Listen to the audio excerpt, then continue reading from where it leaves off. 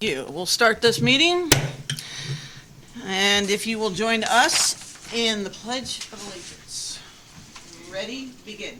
I pledge allegiance to the flag of the United States of America and to the republic for which it stands, one nation under God, indivisible, with liberty and justice for all.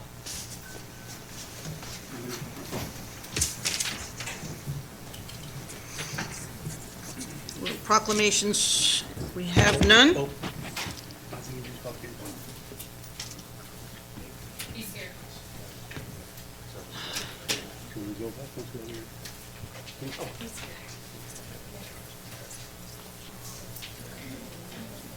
One second.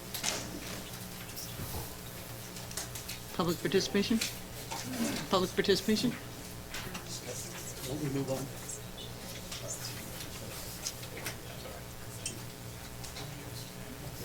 Give us just 1 minute, sorry. I think he's standing next to me in the back with the gray hair. Okay, standing next to Michael. Yeah, Okay, so. recommendations. Okay, thank you. Okay, special briefings is none. Public participation, if you have not filled out a blue card, feel free to do so. Mr. Franzen?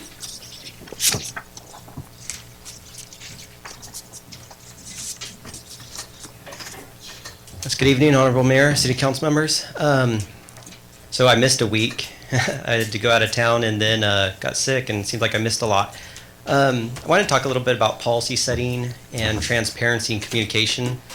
I keep doing this, and that's why there's probably a packed room here, because it seems like we always find out about something, whether it seems to be like, I don't know, like the tent city stuff that's going around, or we find out about the cannabis ordinance that seemed like there were some issues at a last minute change, or a fire station closing. Seems like things like that would warrant more public discussion. I know that there's public discussion here, but those are major things. Those are, I mean, I don't think they're on a scale of like, okay, we'll just tell people 3-4 days before, or we're going to announce at a meeting. And so I just know in the past regarding with the budget, there were several workshops, and they were held on Saturdays, and they were major, and that was through the Great Recession. And unfortunately, we're in a worse position during a booming economy. And I'm just asking that you guys do more toward the information and education. I just wanted to note, on the City of Turlock website, under the press releases, there's only 2 for this year, and then there's 0 for 2018. And the last one under that, the third one, is for Friday, November 3rd, 2017. And we had a lot of stuff go on in 2018. This is the kind of stuff that I'm saying would help resolve and get us better results if you got the contributions of all the people that are going to speak tonight. But it seems like you're getting information last minute. And so, especially regarding the last meeting that I watched on video, which was the cannabis ordinance, there was a green sheet and a changed amount of distance. And I think that something like that, I don't know if it's going to be discussed during the final reading or not, but there definitely were questions afterwards. And I know, like, I've emailed and I have not gotten the answers to just basic questions, which is who brought that up? Were you guys okay with that? Did you know it? And I know it was a lengthy agenda packet as well, because a couple of you made comments that you weren't able to read it all. That's why a couple issues you wanted to postpone. So clearly you're not getting all the information early enough. You're not being able to read it enough. And you're not getting, in my opinion, you're not getting the legal guidance that you should be getting. And this is a concern with having a contract attorney versus a daily employee attorney, because I don't know if you guys have as much communication, but it's per hour. And I just feel like we're not out in the community. There's a lot of us asking questions, and we're not getting answers. And you guys don't look like you're being guided for legal decisions. And so I just urge you to get more information, to actually get your city staff that has the information, and also allow us to get the answers. I mean, by email. I have requested information from the City of Ceres, City of Oakdale, City of Riverbank, and the City of Manteca, which is not related to cannabis, but through their incentive program to bring businesses to the City of Manteca. All of them answer. And I'm not a resident. I don't report there. I don't have any engagement. And they're telling me about their fire station closing, their public safety tax, their cannabis ordinances, their business incentive program. And then here at the City of Turlock, we get no answers. So I mean, I just know also I can pull up the City of Surrey's website, and they have more press releases than the City of Turlock, like total, and they're only a couple months down into their search bar. So please get us the information and try to set a sound policy with procedure and protocols that we can all engage in and you're more informed on. Thank you. Lorraine Stout?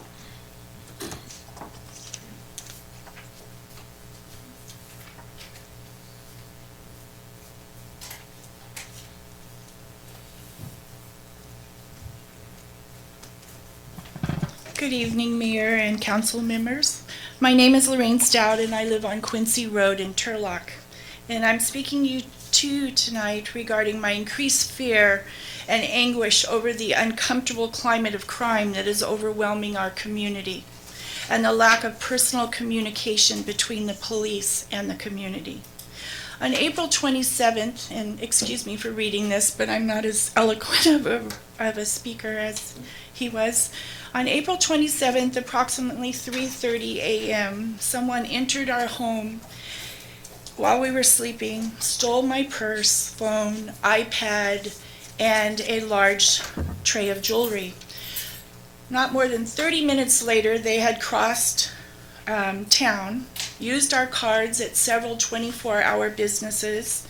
We immediately filed a police report over the phone, contacted each of our banks to cancel the cards and any further charges. We checked the pawn shops for my jewelry, and we spoke over the phone or personally with each business and the manager, asking what the transaction time was and ensuring that they had video, which they were very eager to share with the police.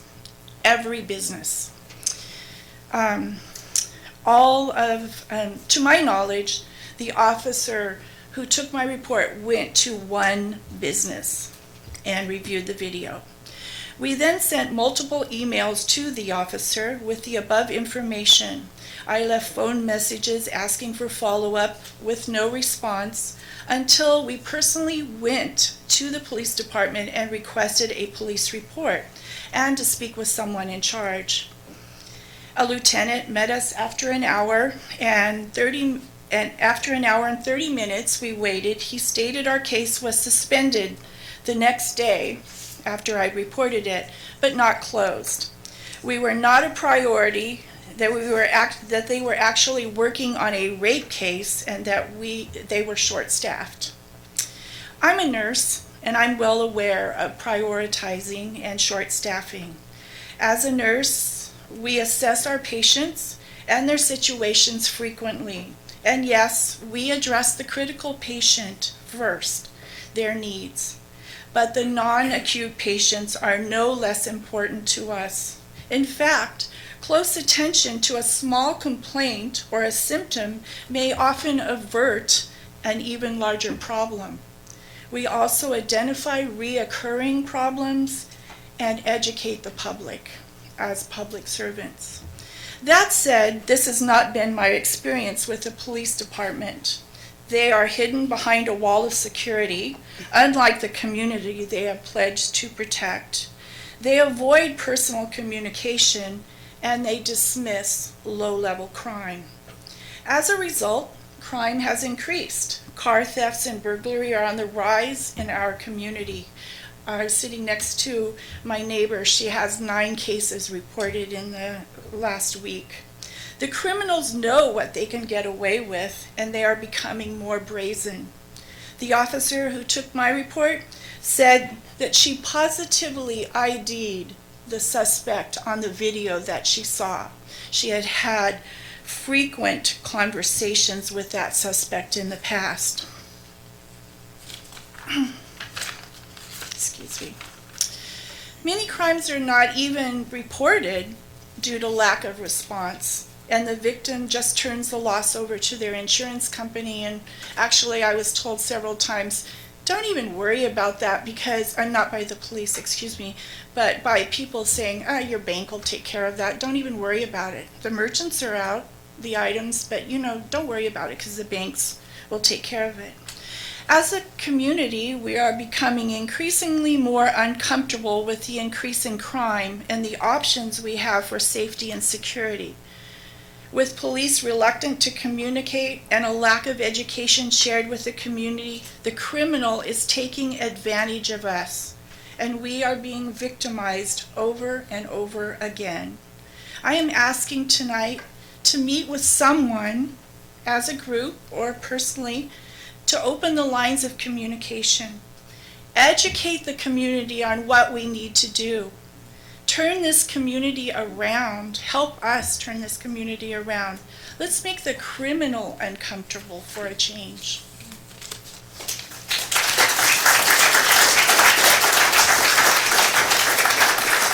Liz, Padilla? Jason first? Jason.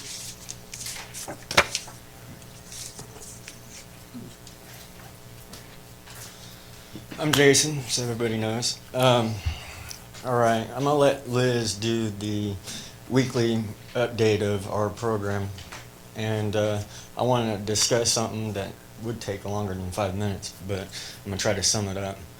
All right, tent city, bad idea. The reason why it's a bad idea, it's summertime. There's no need for structures. It's against the ordinances anyways. Okay, when Liz and I originally brought that up, it was during the winter times.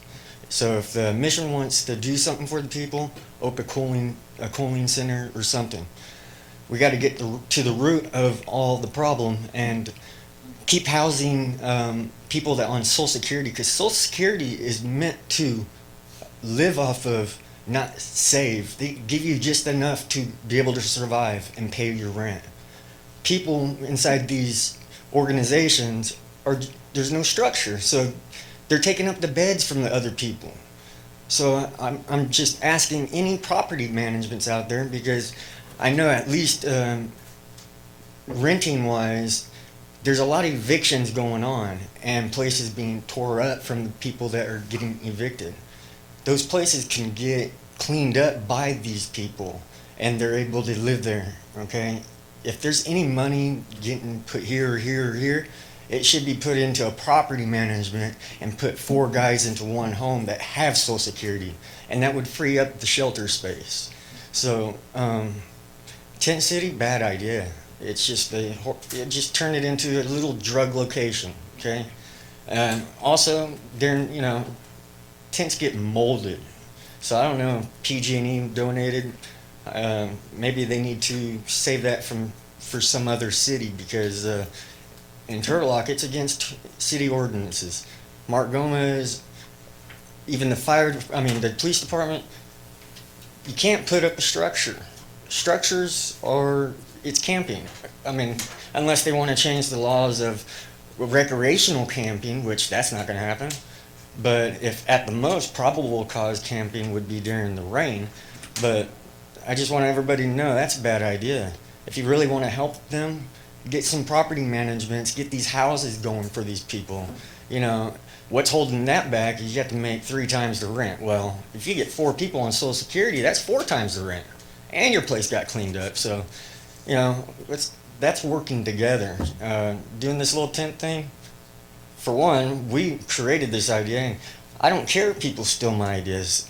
If it works, good. It's for the other people. It's not for me, okay? So, everybody, please go against it. Thank you, guys. Thank you.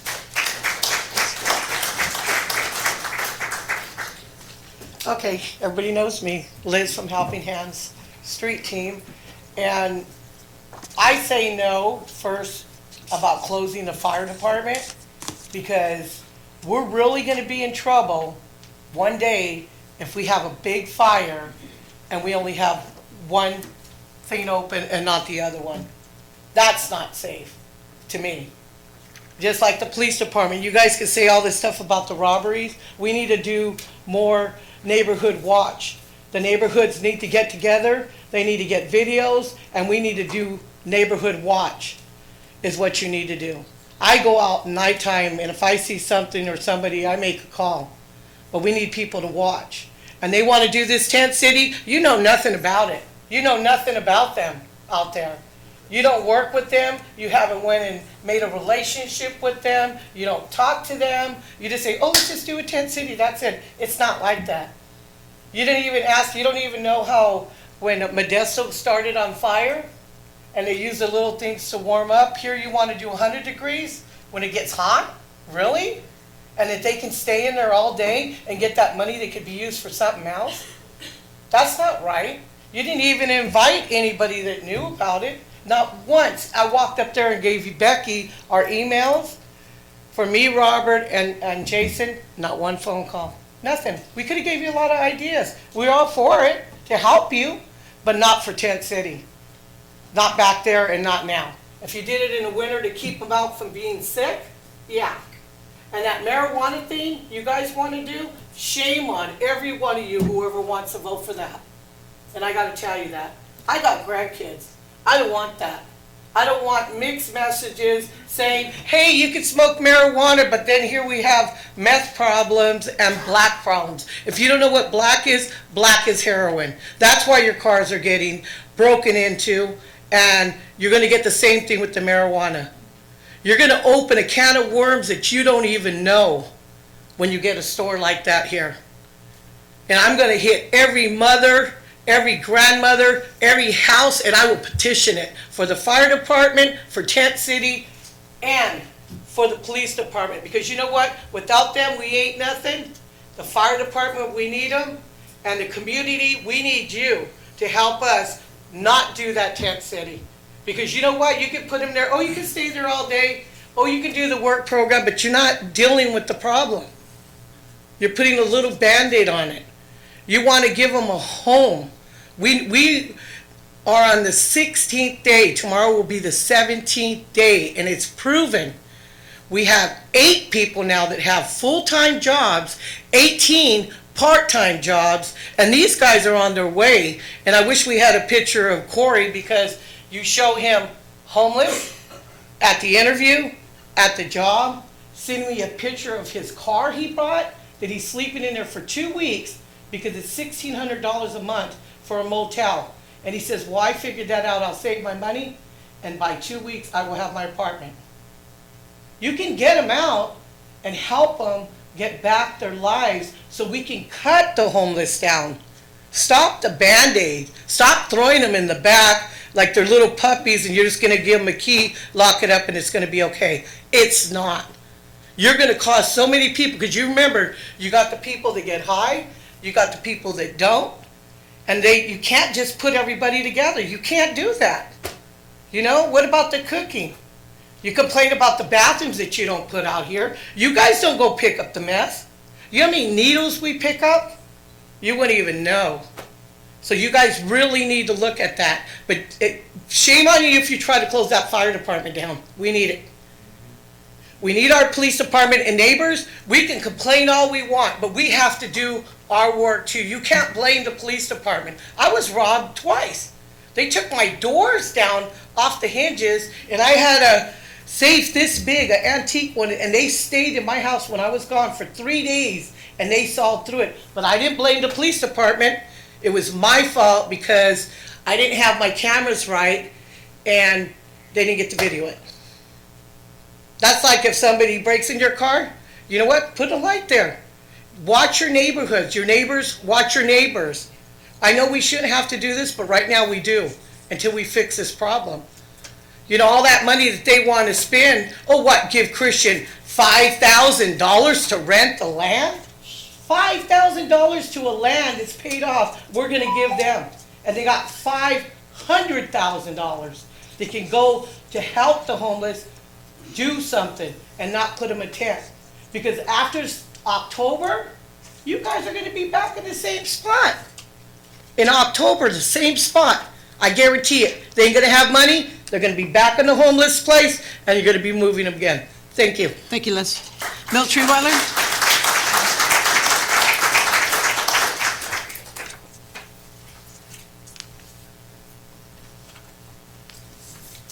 I have some handouts coming around that I'd like you to refer to. Sorry I don't have them for the public. I print these myself. I can't afford to print that many.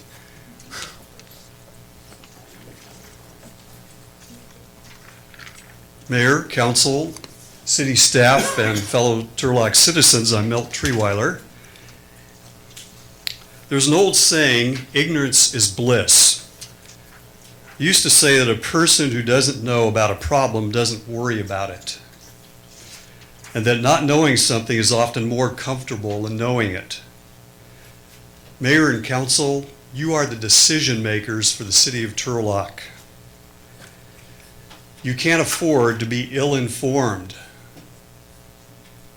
We want to help inform you on many issues. I'm going to be informing you on recessions, the recession, because you and the city staff will have to make the hard decisions to carry our city through the next recession. If you look at the recession chart part that I just passed out with the chart on it, we're going to talk about that briefly. I'm sorry I don't have copies for everyone, but what it is a chart that lists all the U.S. recessions since 1945, and I actually went back to the first beginning of our country. And what I found is we've never had a time period between the end of one recession and the beginning of another recession that lasted more than 10 years. Well, if we look at this chart, it gives us the name of the recessions, it gives us the date of the recessions, it gives us the duration of the recessions, it gives us the time since the previous recession, it lists the peak unemployment, and it lists the gross domestic product decline during the recession. I want you to look down, please, staff and council and mayor, to the last recession, which was the Great Recession that we're out of now. Okay, that began on December of 2007. It lasted until June of 2009. That's a period of 1 year and 6 months. It has been 9 years and 11 months since the end of that recession. During that recession, unemployment in the U.S. went up to 10%, and we know here in the Valley it went up much higher than that. And the gross domestic product during that recession fell by 5.1%. Please turn over to the other side, and what I have on this side is a report from the Dow Jones News Service, May 16th, 2019. And what it does, it talks about Costco Wholesale. It said they made good decisions because they understood that the recession 10 years ago was coming. And they made good decisions. I looked up their stock today. In the last 10 years, their stock has gone up 500%. This report also points out that we should be assessing financial strengths and weaknesses to streamline operations and reduce costs. There's a comment in here. This is a whole article, and I would like you to read this on your own, but I'm just pointing out the highlights. The plain vanilla response to a recession is often wait for the bad news and then start cutting costs. Not the way to do it. There's another section here that I haven't read. 2/3 of the chief financial officers said they expect the U.S. economy to enter recession by the third quarter of 2020. That is October of next year. But here's another report that came out by Duke University, the CFO Global Business Outlook Survey. They surveyed more than 1,500 chief financial officers around the world, and nearly half of the U.S. chief financial officers say a recession is likely to be by the end of 2019. A recession is likely to be by the end of this year. If you noticed in the news last week, Ford Motor Company announced the laying off of 7,000 employees, 10% of their workforce. This is a time. Thank you, Mr. Treeweiler. Okay, I have no more blue forms here for public participation other than for item 6A. Is there someone who? Okay, Wilson.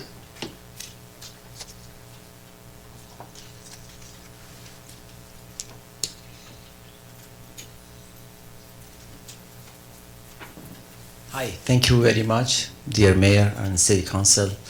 I live in Turlock for 30 years. This is my first time that I come here because before everything was good. Unfortunately, during the past management, now we are suffering about the economy, laying off the employee of City of Turlock, and we see We are talking to lay off some more hard worker that they work for City of Turlock. I just heard last week. And now they're just trying to pass dispensary, some other stuff, and we already have an issue with homeless that they're coming to every business. Today I have one complaint from one of my rental tenant that he was saying that they're coming to his business, they try to attack him in this street. Unfortunately, I love homeless people, but there's a way, even if we can together, work together, each of a businessman, some donate some money, we can increase millions of dollars for homeless, for anything. And I was talking to one of my attorney, he said, dispensary to putting in Turlock, if you want to talk, I have an attorney, I can talk to him. He said there is a gentleman at the district attorney of Modesto that he said it costs $1 million to law enforce dispensary.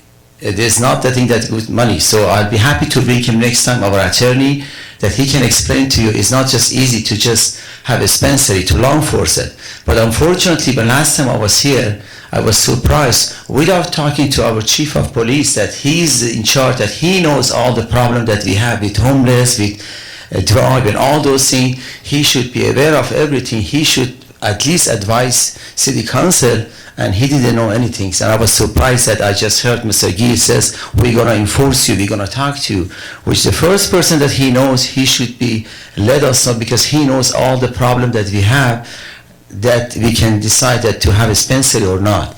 But as I talked to my attorney, he was amazed. He said, I know some dispensary are good, some of them is creating money, but to enforce the law, it costs the police department millions of dollars. Now the way that we have no budget, our budget is getting worse, and we have no money to even taking care of our city employee, how are we gonna handle the enforce the law that to have dispensary? So, like I said, I'm not old-fashioned. It's very good. There is some dispensary that creates some money for city, but did you calculate? Did you know that how it costs us? I know if you talk to the chief of police, he's gonna surprise you that what we need to do, because he knows more than all of us.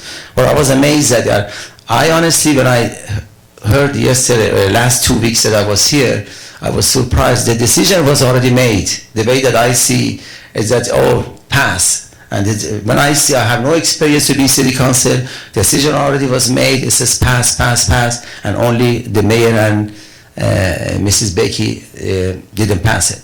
Well, like I said, I never want to get involved with anything. We are hard workers, but I talk to many business people in city of Turlock. Most of them, they don't want, because we already have some issue every day getting worse and worse. Our asphalt, our Golden State, and everybody is like 30 years ago when I come to city of Turlock, it was much, much better than now.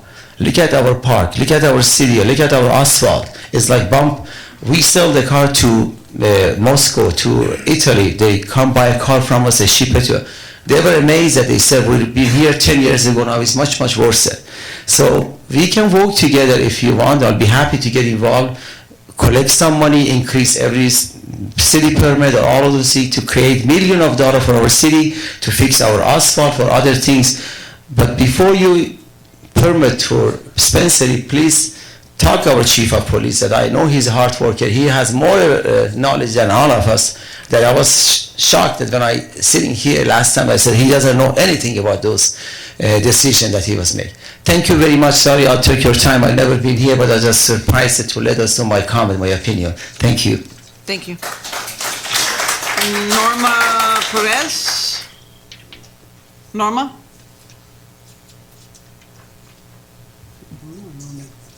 I can't read.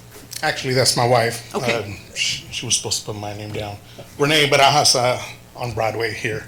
Might be the wrong meeting again. Talk about more of the homeless issue. I don't know if some of you recognize me, but a couple years ago we started this with the last city manager. I hate wasting time. He blew a bunch of smoke to how great Salt Lake City was. Well, he's gone. We're still in Turlock. Okay, so the issue for myself and some of the other residents is the organization on D and Broadway. That's what funnels this neighborhood and all the homeless here. It's like feeding time, just like cattle. That's the issue here. I hope to talk in a different venue, small meeting, and bring that up again. I'm sure there's notes, there's history, we've called the police. They're understaffed and everything, fire department. But on myself and there's other business owners, same thing. We had meetings, small meetings, and everybody was just being polite and nothing got done. So if we can bring that up again, I can promise you more participation, keep it down to about 5 members from the community and whoever wants to talk to us. But our issue, and we point the finger at that organization over there. And we've had meetings with them. They were supposed to provide security, do the rounds. That's not working. We do support the fire department, the police department. We support the homeless. We give them water, food. We're not talking bad about them. I'm sure there's a lot of issues. You can read the reports. But I would like to have another meeting to talk about that organization and the homeless. Any questions? Thank you. No, thank you.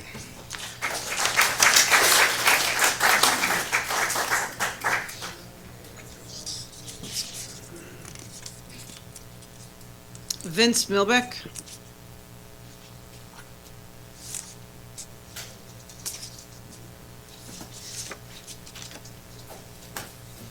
Good evening. Thank you for having me. I'm Vince Milbeck. I live at 1735 Lantana Way with across of Berkeley.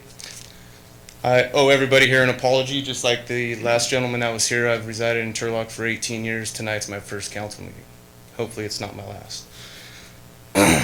First of all, I'd like to thank all of our first responders. I'm in 100% support of police and fire. I understand we're all in a tough position here. As you could tell, I'm wearing the IAFF patch. Standing here in support of my brothers. I've been with the City of Ceres for 6.5 years. I've been in this position just like they are now for the last 6.5 years. I'm sure most of you are aware of NFPA standards, specifically 1710. If you haven't heard about it or researched it, pretty much sets guidelines for the amount of first responders for the population of your city. Right now, it's about 1 responder per 1,000 people in your community. Now, I was trying to find out what the number is every day of outsiders that may come into town and use our city to shop or work. And if someone could direct me, that'd be great. I haven't been able to find that, but that'd be great. Daily staffing, we need 4 stations. OSHA recommends on any given first alarm structure fire response, specifically I'll touch base on a single family dwelling, which most of us live in, is 15 firemen on the ground ready to work. Right now in Turlock, you operate under an agreement with Modesto, Ceres, and Stanislaus Consolidated. When the alarm rings, specifically my station downtown in Ceres, we are on that first alarm response to any structure fire here in town. Now it's kind of a joke. You have a very aggressive fire department here, and we really try to make it past Taylor Road. We call it the Taylor Road turnaround. If we make it past Taylor Road, we know we're coming to play. You take one of those stations away, now you're going to increase the amount of engines that need to come on that first alarm response. Now, if someone's in that structure and it's confirmed that there's a rescue, it's all hands on deck. The 2-out standard that OSHA recommends goes out the window. We go in and attempt a rescue. If there's not a known rescue and we're down an engine, we're waiting for 2 others to respond. Now we hit it hard from the yard. That's what we call it. Fight fire from windows, try to reduce structure damage. Once those other responders get there, we transition to an interior attack and extinguish the fire. Now also I was only able to find today, the numbers of arson fires.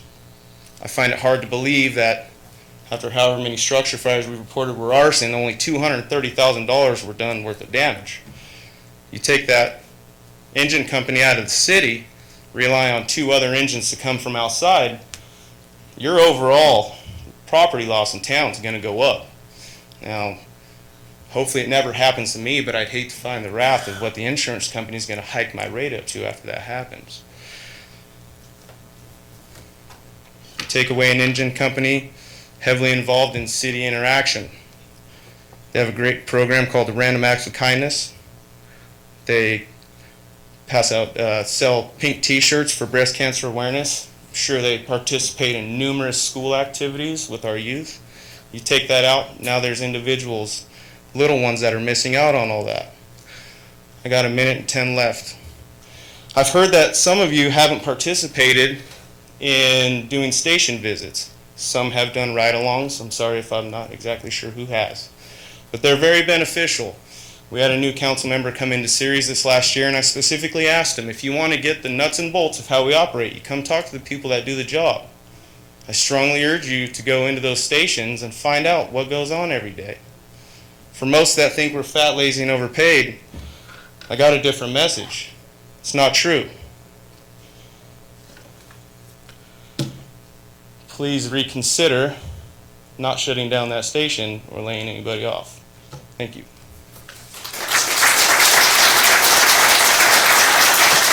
Michelle Peden? Michelle Peden? Michelle. Justin, oh, I'm sorry, I didn't see.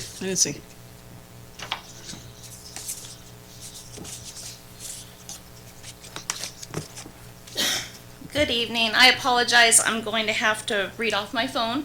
After hearing everybody speaking, I felt like I just had to get this out. I sent everybody an email recently, and I got one response from Andrew Nasrati, which I appreciate. I apologize, but it felt like a generic response. So I'd like to share it with all of you if you didn't receive it, because nobody did respond. And I'd like to share it with the community also. I wrote, to all who can have a part in Turlock's decision making, it has come to our attention that there is a possibility that our city's life-saving, structure-saving, and overall public safety services are going to be minimized due to a budget problem. Our city is quickly growing. Large structures and homes are continually being built. More traffic is resulting in more accidents. More vagrancy is resulting in a public safety hazard. While all this is happening, we haven't seen any more fire stations added for the population served. Common sense would be as population grows, the safety services would as well. Yet in Turlock, the discussion is to reduce a station, which is just unbelievable. Have any of you ever dialed 911 and as soon as you hear the sirens coming, feel a sense of comfort knowing that help was on the way? Those few minutes feel like an eternity, yet at the same time feel like no time passes at all. We lost our home to a fire in October. As we were running out, those brave firefighters were running in. While the heat of the blazing fire was felt in our court, the firefighters only cared about one thing, saving people. Oh, and a second thing, trying to find and save our belongings. Although we lost almost everything from the bellowing smoke, those thoughtful heroes saved absolute treasures. My wedding gown, baptism gowns, and pictures. Through the darkness, they even found keys to our truck to move it from the flames. The story is unbelievable but real. This is why it's so important to us. We are just one of the many families that have been helped by these heroes. Turlock Fire needed assistance from other towns to help with our fire. What would happen if our resources are less? What would the response time be? Aren't those questions that are all of a concern to your community or to all of you? It is a tragedy that public safety be considered for downsizing ever. Our city is in such a mess right now. We are in temporary housing right now, waiting for our home to pass permits to rebuild, yet we are wondering what is happening with public safety. Really? Aren't we going through enough? Is this the community that is on the right track? It needs to be straightened out immediately. And in the end, I wrote, if you care to discuss this further, we would be happy to. But nobody responded. So I assume it wasn't of importance. But when I called 911, all these firefighters showed up. The police department had to block roads for everybody to get through safe. And the thing that caught me the most was it was during election time. We had your sign out in front of our house. And the other person who was vying for mayor actually posted a comment complaining about how the smoke was so affecting the city, thinking it was just another fire. But in fact, it was my family that lost everything. And we stuck by you, Amy. And the thing is it feels like right now you haven't stuck by anybody in the community, because even though it takes a group effort, I understand that, but you are the mayor. And if anybody gets elected as a mayor, I would feel that they have a right to say, you know what, we need to hold up and make right by this however possible. And it sounds like you got a lot of people with a lot of great ideas. But unfortunately, it sounds like nobody's listening. Thank you.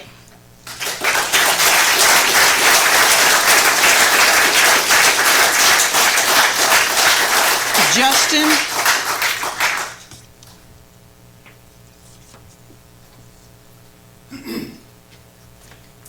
Madam Mayor, council members, city staff, fellow citizens.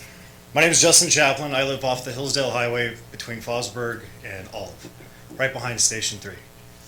When I found out that there was a consideration of closing one of the fire stations in our city, I just couldn't believe it. We chose Turlock to put roots in to raise our family for a reason.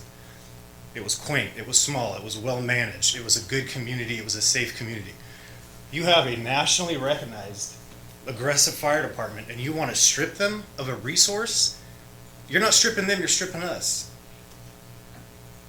It's hard for me to keep this in and not get emotional. I'm a 17-year career fireman. I worked as a neighboring agency just to the south. We run lean already. You have no idea what this will do to this community, to your citizens, most importantly to your firefighters. The mental toll that this is going to take on them will be devastating. Take into consideration, if not us and our health and our safety, their mental health. What they are already exposed to, you are going to compound. The workload that you will impose upon them, the demands that you are going to place on them are unacceptable. I'm going to keep it very brief. While you sit on this side of the dais, take a look at every face in this room. Consider the 70,000 plus people that reside in our town. You want to cut safety? You put a price tag on us? Local government should consist of 3 things: non-essential, essential, and critical services. If you don't believe that the fire department is at a critical level, it's laughable. Enjoy it while you're there. We will remember, history will remember who voted to support and not support the local fire department. Thank you.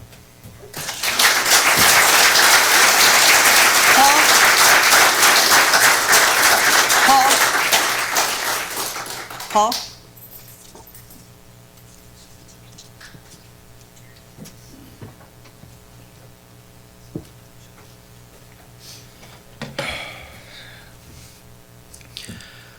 Good evening, Mayor, Council, and citizens. It's been a rough weekend here. I'll be honest, and just the considerations of looking at my guys and just discussing the possibility of cuts and browning out at the station. Excuse me. It hits home.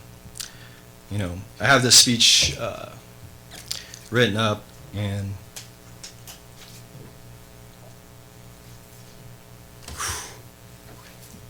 I don't know if I could get through it.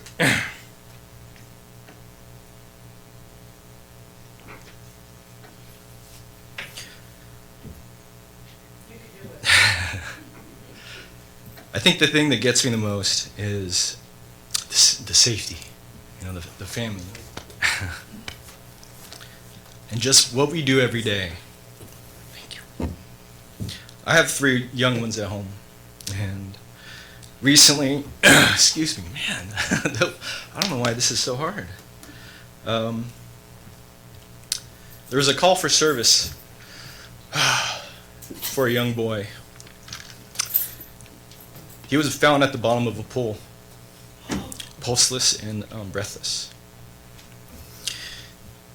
And your firefighters, bravely went into action, and that boy walked out of the hospital.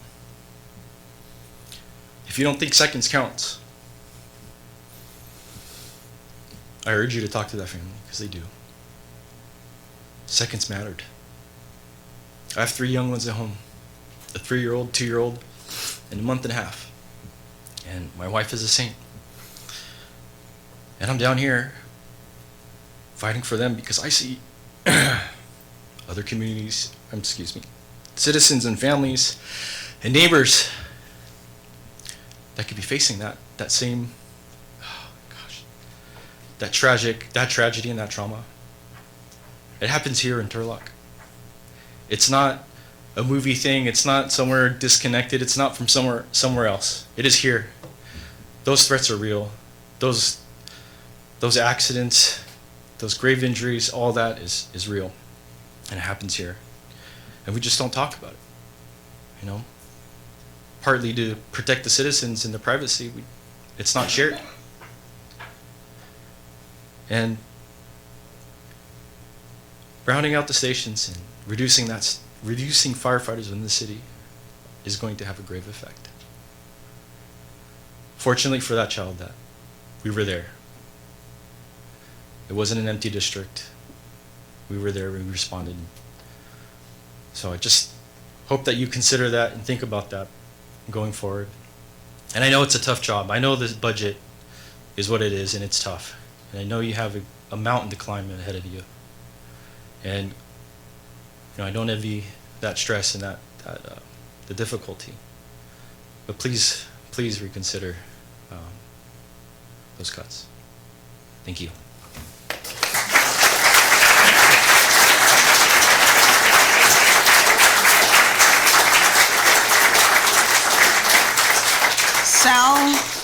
Sal Perez?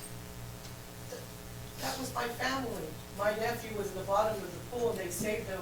He was dying, and they took him out, and they revived him. They heard him screaming, and they jumped over the fence, and they called the fire department, and he was already stopped breathing and everything. They brought him back to life. And he landed up not getting brain dead because the fire department saved his life. I'll never forget that. That was my family. Thank you. That's Sal Perez, last card. Okay, we're going to close the public hearing, and we will move on to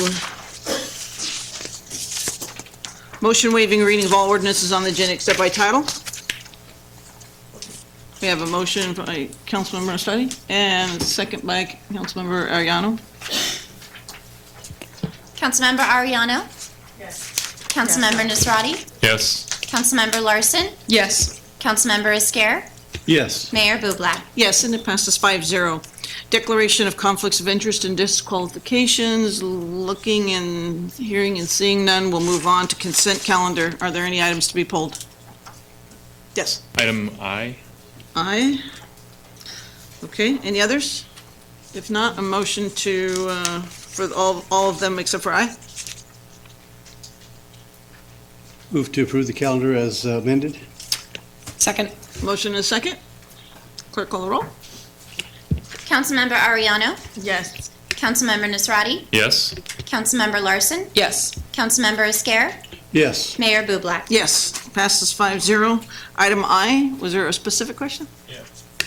So this is related to, it's an increase of from 18 to 35,000 for GIS services. I've had some conversations with our people over at Stan State before about some of their willingness and desire to get engaged with the city hall, and a lot of what comes up with the people I've talked to is the GIS system and how there's a lot of students available to potentially, do internship type programs. And I'm wondering if this increase of $17,000 for this organization we could reduce that cost by looking at some types of programs like that.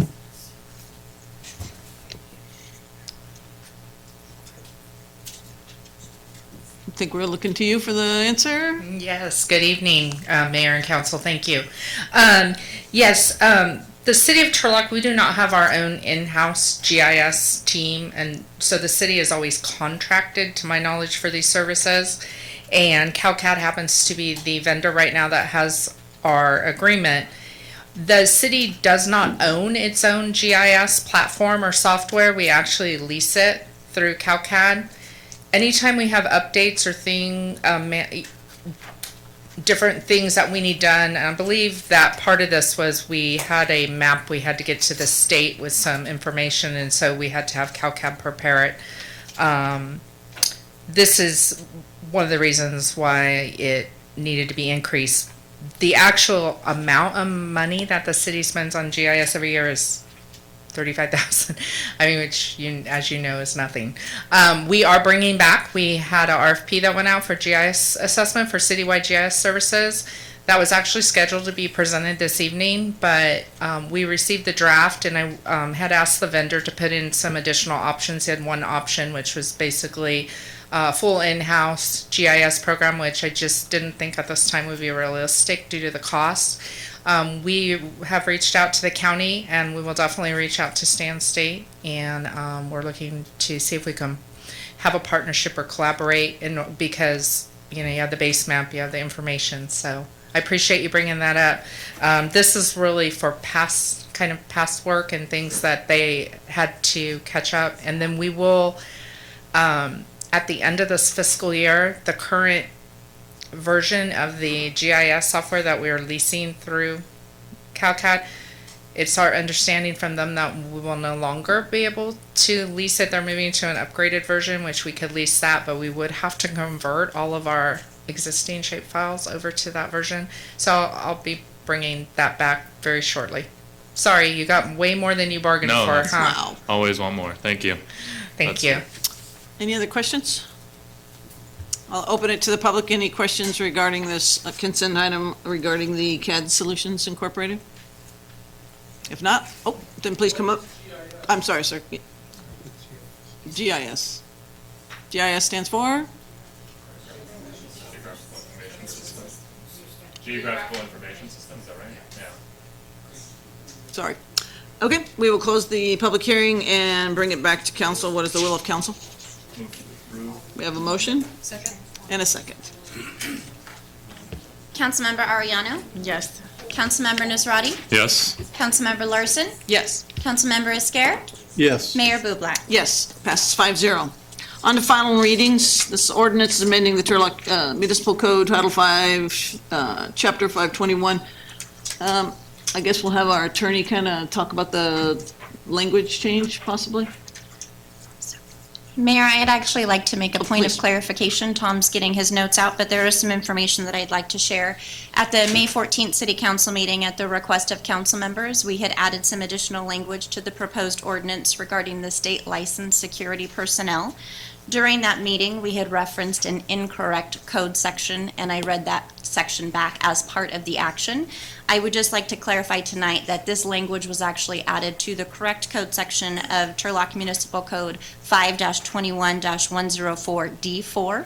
The public notice for the advertisement of this meeting, as well as the final reading documents that are included within the agenda packet, reflect the correct section, but I just wanted to clarify that because we had referenced that during the meeting. Typically, on a final reading, we don't open it, but there seems to be a lot of blue cards, and better to invest in the public's knowledge than to make a vote without it. So I'm going to go ahead and open this, and Jesse is the first blue card.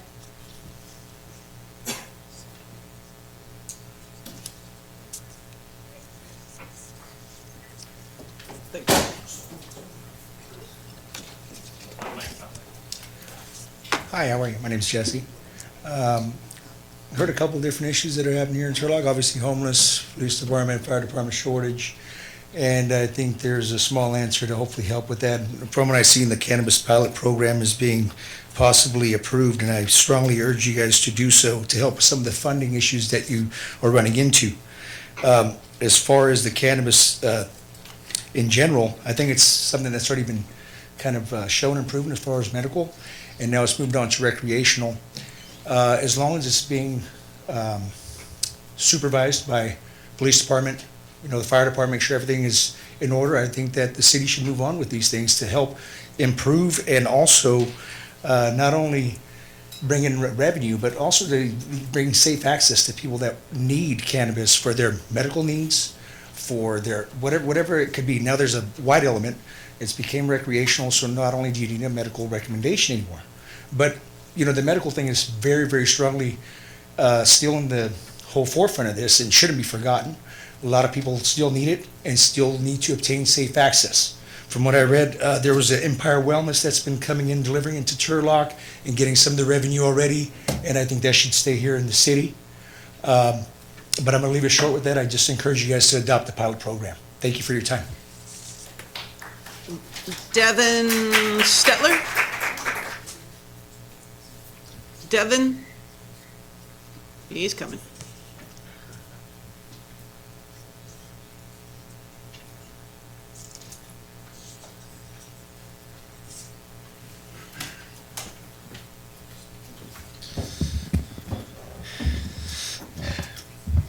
That won't stay. There we go. Good evening, Mayor and members of the council. My name is Devin Stetler. I was born and raised in Modesto. I represent the first licensed dispensaries chosen by the city of Ceres and Riverbank. We also placed first in the city of Merced and in the city of Modesto. And what I'm most proud of is in every city we operate, we're the leading community benefit taxpayer. I've been to council meetings across the state of California, and lately I'm hearing mentions of Ceres and Riverbank where populations as small as 45,000 have cannabis operators contributing as much as $2.5 million. I'm confident that Turlock can exceed these numbers under the right ordinance. As a business operator, when analyzing the prospect of a new location in a city, we look for reasonable tax structure, but most importantly, the location.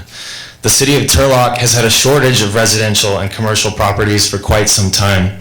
Adding additional setbacks to the state regulations would likely have a significant negative impact on the potential revenue to the city. This very thing actually happened in Oakdale. The evolution of this industry has led many cities to treat this as any other retail establishment. Nearby Modesto, Ceres, and Riverbank allowed dispensaries on major retail streets. For example, Modesto has 4 licensed operators on their McHenry Boulevard, one of which we operate. You're all more than welcome to come tour any of our facilities. We've given tours to over 50 dignitaries and find this makes a huge impact in terms of the perspectives on these businesses. As Councilmember Gil Eskridge pointed out last week, that, for example, these facilities are completely inaccessible to children. I'm asking the council to adopt the state regulations without adding these additional setbacks. This will help to create a successful cannabis program in the city of Turlock. Thank you for the opportunity to speak in front of you, and I welcome any questions you may have. Pause first. The additional regulations, are you referring to both of them? Do you think both of them are going to negatively impact business? Specifically the 1,000 feet. Thank you. Ron Roberts?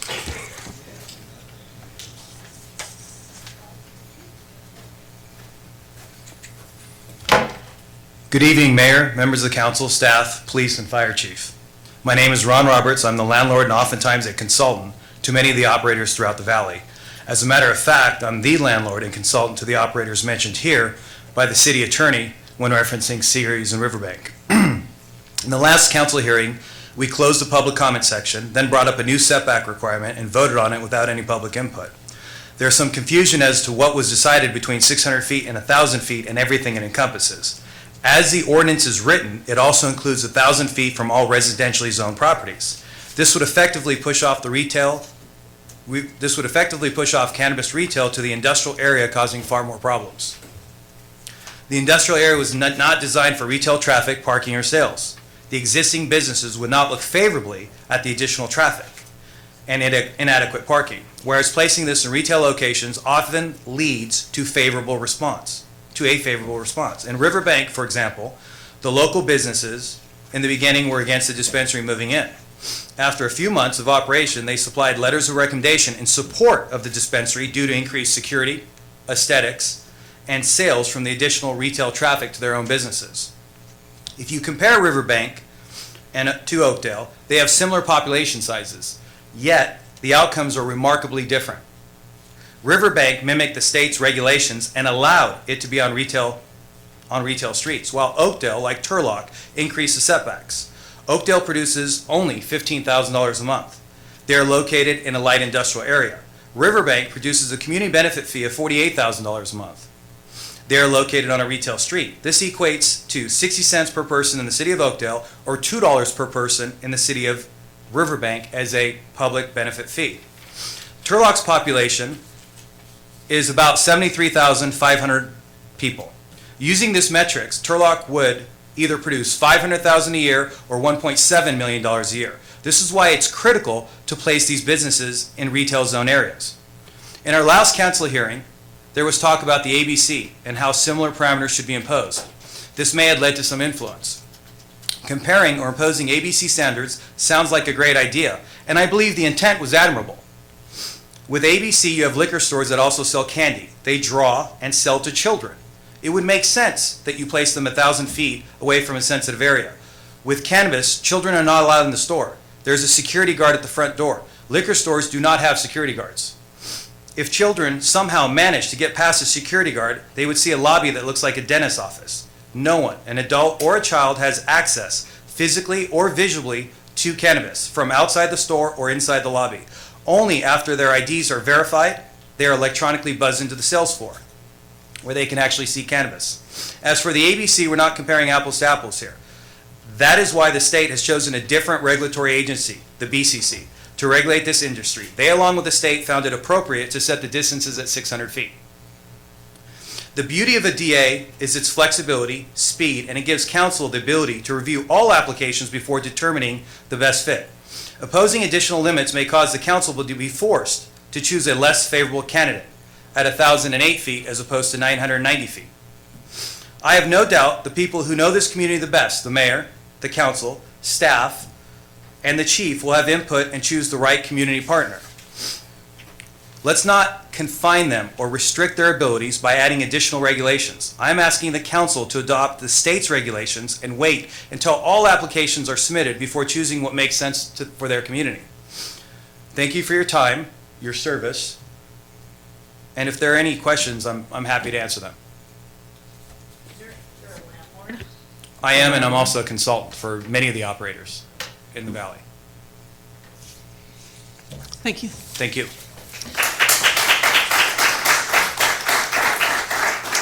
Deanna Garcia? Garza? Doesn't look like Z. Thank you.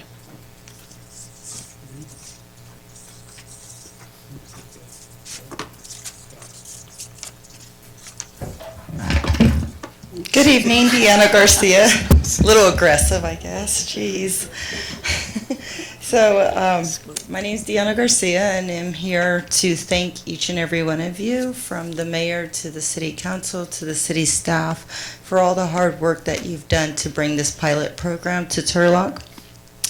I want to thank you for bringing the Safe Access pilot program here to Turlock. It's been a long road and not an easy road, and each one of you have done your homework and asked the questions, done the tours, and done the homework that needs to be done to know that a cannabis pilot program here in the city of Turlock is good for the residents.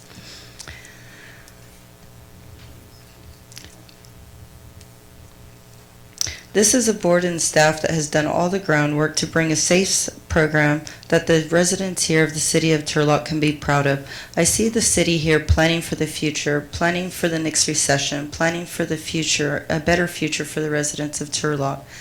Please keep up the good fight and bringing new businesses and new revenues to the city of Turlock. With the assistance of your city attorney and your city staff, I know that you'll be able to pick good candidates for the 4 cannabis dispensaries that you are going to choose in the future.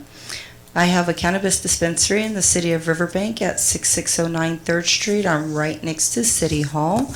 I also have been chosen for 439 Mays Boulevard in the city of Modesto, and I would welcome you to take a tour. Any residents, any citizens, any council members or staff that need a place to come in, take a look at what a medical cannabis dispensary looks like, to get any questions answered by educated staff. We're here for you, and thank you for bringing the cannabis pilot program here to Turlock.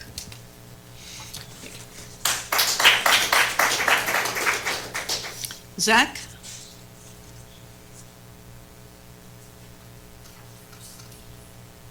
Zach, okay. I wasn't sure if that was him.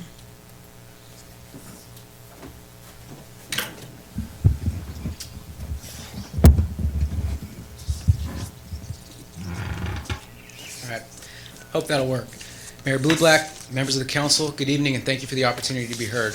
My name is Zach Dravon. I'm an attorney whose practice focuses exclusively on commercial cannabis business licensing and policy reform advocacy, here representing prospective applicants for Turlock's commercial cannabis pilot program.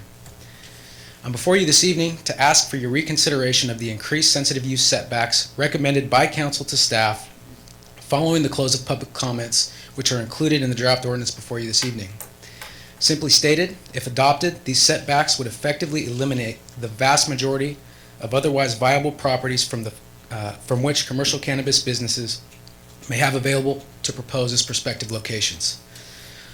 Without understating the importance of protecting the health, safety, and welfare of all of Turlock's residences, I am also obliged to be direct when I say that the assertions regarding commercial cannabis businesses being a threat to public safety are simply misplaced and misinformed. The conflation of black market cannabis operations and commercial cannabis businesses, although highly inaccurate, is unfortunately extremely common when the discussion of locating these businesses is taken up in public forums. As stated in my previous comments to this council, my clients Medallion Wellness and Lifted Farms, who are both state-licensed commercial cannabis businesses and the first to be approved in Stanislaus County for cultivation and retail operations respectively, each had a 3-year track record of operations for the Planning Commission and Board of Supervisors to refer as a base of reference. Each of those 3 use permit applications and development agreements were approved unanimously by both the Planning Commission and the Board of Supervisors thereafter. Each of the hearings were publicly noticed with opportunities for neighbors and community members to come out and voice their opposition. No one came to oppose during those hearings. As to Medallion Wellness, the first to be approved in Stanislaus County for retail, and I will mention an operation that's been approved for retail locations in 3 separate local jurisdictions with applications pending across the state of California and currently holds 6 state licenses from the BCC and the CDFA. We actually received letters of support from neighboring businesses who'd been able to observe and benefit from our presence, not only as an anchor business in the commercial shopping center where we're located, but also as an established deterrent of criminal activity because of our security personnel and 24-hour live monitored video surveillance system. We've had 0 security issues at any of those 3 facilities, only one of which, the retail location, is open to customers 21 and up. It's open to the public. The other cannabis businesses are not. Had we neglected our responsibilities and commitments to the community with lax security standards or allowing the site to become a nuisance, we would have not received any support nor the unanimous vote of approval from local government. Furthermore, the ABC license reference is not a feasible comparison, as customers of all ages are able to go into liquor stores to purchase candy, soda, and other goods which carry the potential to attract children. Other than retail, as stated, there is no public access to commercial cannabis facilities, and retail operators, with no exception, are not willing to risk their business licenses or the livelihoods of themselves or their employees by violating the customer age requirement. Public safety officials from regulated jurisdictions will tell you that licensed cannabis businesses do not drive criminal activity nor unruly behavior. On the contrary, they are by and large operated in an extremely discreet manner. I'd also draw your attention to an LA Times article released May 24th illustrating results from recent studies showing that commercial cannabis businesses actually raise the value of homes in licensed jurisdictions. Illegal operations and the lawless activities incident thereto cannot be a base of reference against which commercial cannabis businesses should be compared. With that, I'd ask the council please adopt the state's baseline setbacks of 600 feet from schools, daycares, and youth facilities. With residential and church uses being the most ubiquitous and potentially restrictive here in Turlock, with respect to the hardline sensitive use setbacks, I recommend they be taken into consideration on a case-by-case basis. In the event nearby residents or congregants wish to voice their opposition or support, let their voices be heard at the public hearings to determine approval, and may we watch democracy in action. I thank you for your time, and if you have any questions, I'd be happy to answer them.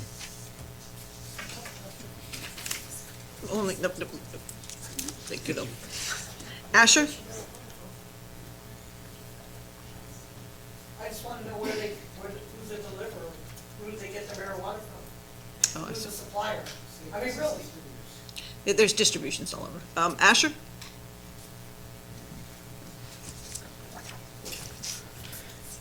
Good evening, Mayor Bublak, council members, chiefs, and staff.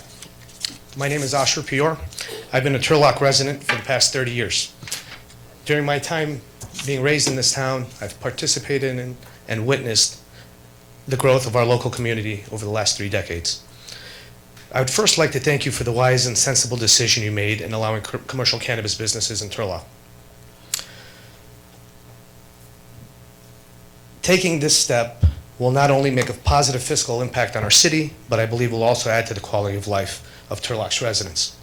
Having said that, I would like to touch on a couple of points that I believe can negate this big step that we have recently taken as a city. By placing overzealous setback requirements on cannabis businesses, we are eliminating 90% of the available commercial real estate and forcing business owners to operate their businesses on the outskirts of the city. I see a couple of issues with placing these businesses in the remote industrial areas of, in the remote industrial areas of town. My first concern is location. Looking at it from a vicinity standpoint, I'll use myself as an example. I live in Northeast Turlock. If I want to visit a dispensary in Turlock that is out on Industrial Row or Acme Court, it's a 20 to 30 minute drive nowadays with traffic. If I had no other option, that's a different story. Now that there's a dispensary in Denair, I can make a 1-minute drive up Monte Vista Avenue and take my tax dollars out of Turlock. I believe that that is a serious unintended consequence that can threaten the success of this program before it started. The second is a safety perspective. Why would we want to send our senior citizens, our parents, our aunts, our uncles that need cannabis for medicinal purposes to the remote areas or out of town? To areas that are poorly lit and most likely to areas that they're not familiar with since they've had no reason to visit them in the past. We must keep in mind that safe access and ease of access are 2 very important components in the success of this program. Turlock is in a unique position to launch a successful program right out of the gate because it has the advantage of learning from the successes of other municipalities that have implemented successful cannabis programs. Modesto and Riverbank are just 2 examples of neighboring towns that have adopted setback requirements that mirror the state of California. And those municipalities are seeing their cannabis programs thrive. At the same time, there are other municipalities throughout the state that have relegated cannabis businesses to the remote areas of their cities, and as a result, are not seeing the anticipated tax revenue they had expected to receive. Lastly, as a father and an uncle to several nieces and nephews that all live here in Turlock, I'm just as sensitive to the safety and well-being of our city's children as anyone else. Keeping in mind that cannabis dispensaries are legal, heavily regulated businesses, I do not believe that allowing cannabis dispensaries to operate in areas that have historically been zoned for commercial retail uses will have a negative impact on the community. On the contrary, I believe the surrounding communities will benefit from the presence of the cannabis businesses with the added security as well as the added customer base that will contribute to neighboring businesses. I believe that following the state recommended guidelines is a good place to start with the implementation of the program to help ensure its success. Thank you for your time.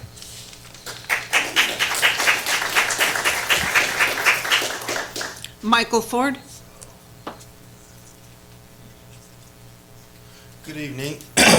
Good evening, Michael Ford. I live off Springer by Madero's. I'm listening and I need some clarification. So we're gonna legalize weed and open up shops, but we're gonna close the fire station. That's really what's happening right here. In 2019, we're gonna go ahead and legalize weed and close down fire stations. What's the added call volume gonna be to these cannabis shops? DUIs, assaults, armed robbery, whatever. How much is that gonna cost our firefighter that we're gonna go ahead and deplete now, and we're gonna raise their call volume, and we're gonna get rid of some of the guys that help them on the job? This is my wallet. I know exactly how much is in this because I balance my budget. I'm not gonna go borrow money from my shady uncle over here because I can't pay my bills. That's what it looks like what's happened right now. We are upside down. This didn't happen yesterday or a year ago. This has been down the pipe, and now we're gonna go ahead and open up weed shops to raise money, and we're gonna punish first responders. Unbelievable. Unacceptable.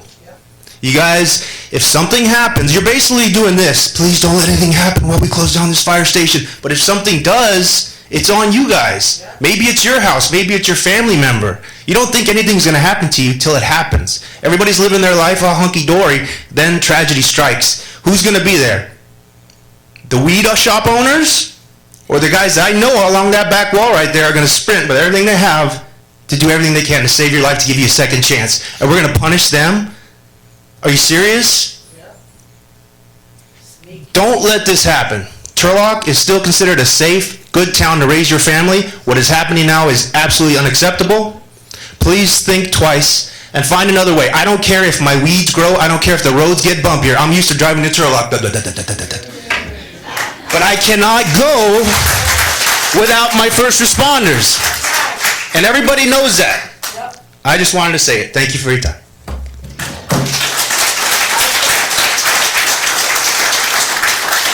Mr. Warda? Mike Warda?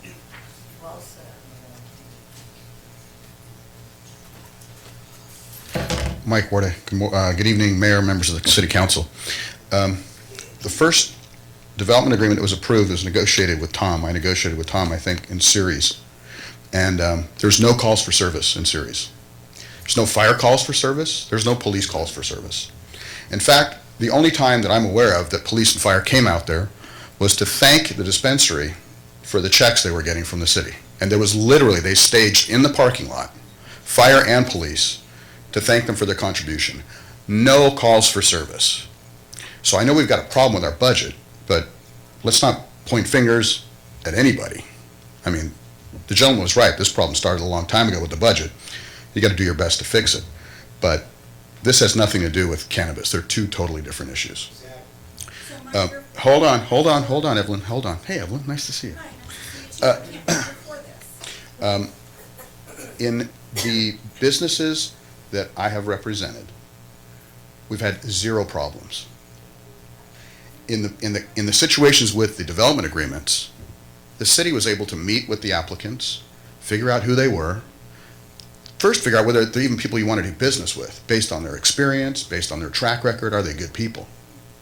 You're not bringing in drug dealers to open up dispensaries. You're bringing in fairly sophisticated people with strong business backgrounds, great financials in most cases, and they know what they're doing. So to suggest that we're going to spend $1 million, like somebody did, to police these businesses, you're not going to do that. I mean, whether you want to use cannabis for revenue, I mean, that's a decision the city wants to make, and they'll do that by determining what their tax should be on this. But this is not a question of revenue losses to the city. The issue of the setbacks with residential, if you just picture most of the areas in town, it's very hard to get 1,000 feet from a residence. Even if you go into just south of here, into the industrial park, industrial area, that's the old industrial, or Foster Farms, all these places are. Intermingled in those places, there's still some old residential stuff that's left out there, residential homes. People still live out there, some cute homes over there. And so within 1,000 feet, you wipe out an entire area of your industrial. Places where there are some warehouses that need to be revitalized, and there are opportunities there. So again, stick with the state standards, and I told you before, you may not have one single dispensary or grow that you end up approving because you don't like who you're doing business with, just because you're taking this step. This is just the beginning. You're going to have a whole interview process with these folks. You're going to see a lot of things. You're going to learn a lot, but don't tie your hands right now. You can work with your chief, your police chief, your fire chief, your planning director, your city manager, and come up with recommendations for who should be here and who shouldn't be here. Thank you. Vince Milbeck.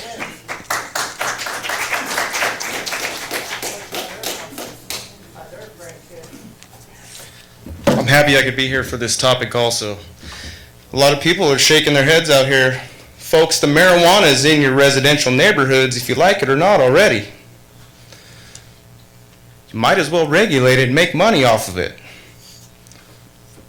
2 calls for service, fire related, out of the 2 dispensaries and oil extraction facility in Ceres. One was a false alarm. I absolutely am, ma'am. Yes, I am. I grew up in a very strict household. I don't ever use drugs. I never have used drugs. That's everybody's choice. Hang on. You can. So just speak to... These dispensaries are amazing.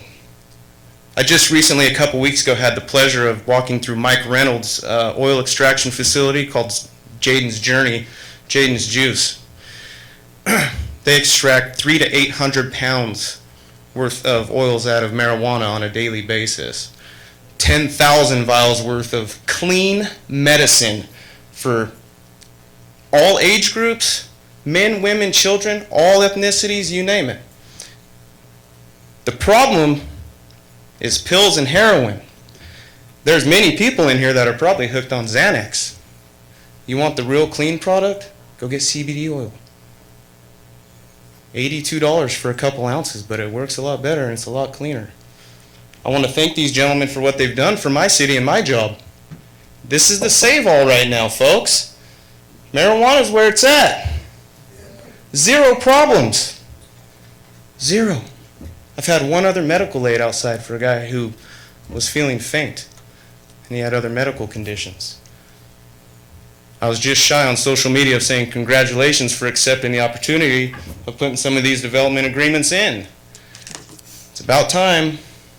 I don't like it, because you're going to take money from the dispensaries that affect my job. It creates jobs, it saves jobs, it brings money in every month. It brings money in. Guaranteed 3 development agreements. They pay every month. And correct me if I'm wrong, but if the city of Ceres doesn't like the agreement that they have going, or if they have problems, they pull the agreement. Like that. Try it. Give it a thought. Hang on, let's I don't use marijuana, I can't. Where did they get it from? Licensed growers. Okay, we're speaking to educate us, so if you have some more to say, just, can you talk to us, not to? Yes, absolutely, I'm sorry. Strongly consider it. Make some great agreements. Meet with some of your co-council members and mayors up and down the county here. It works. You wouldn't even know there's dispensaries. You wouldn't even know they're dispensaries. Heavily armed secured agents or security guards that check you in before you even step foot into the property. You wouldn't even know they're there. Most of you are going to hate me for saying this, but it's about time. So, thanks.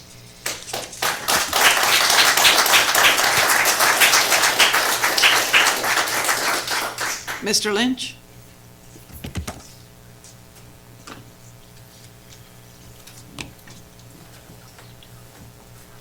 Thank you, Mayor and members of the council.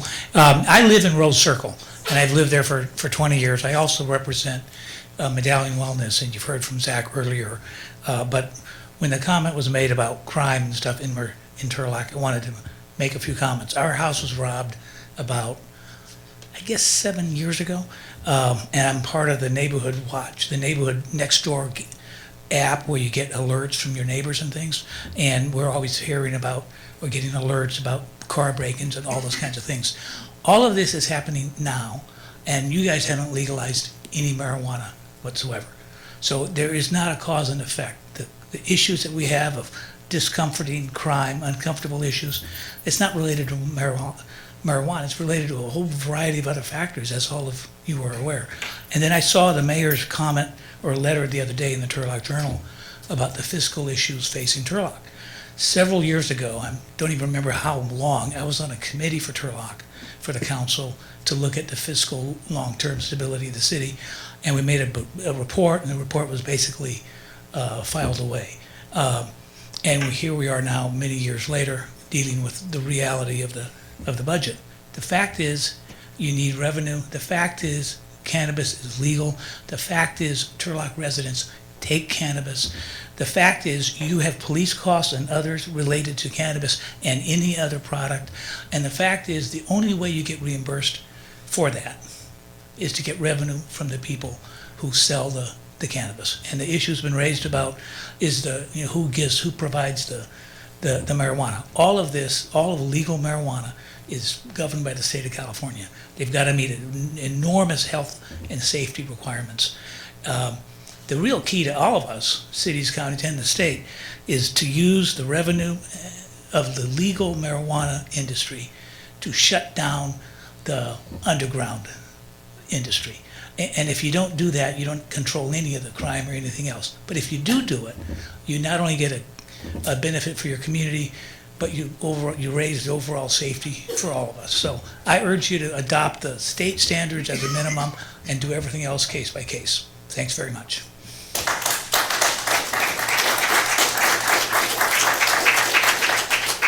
Gail Barnett.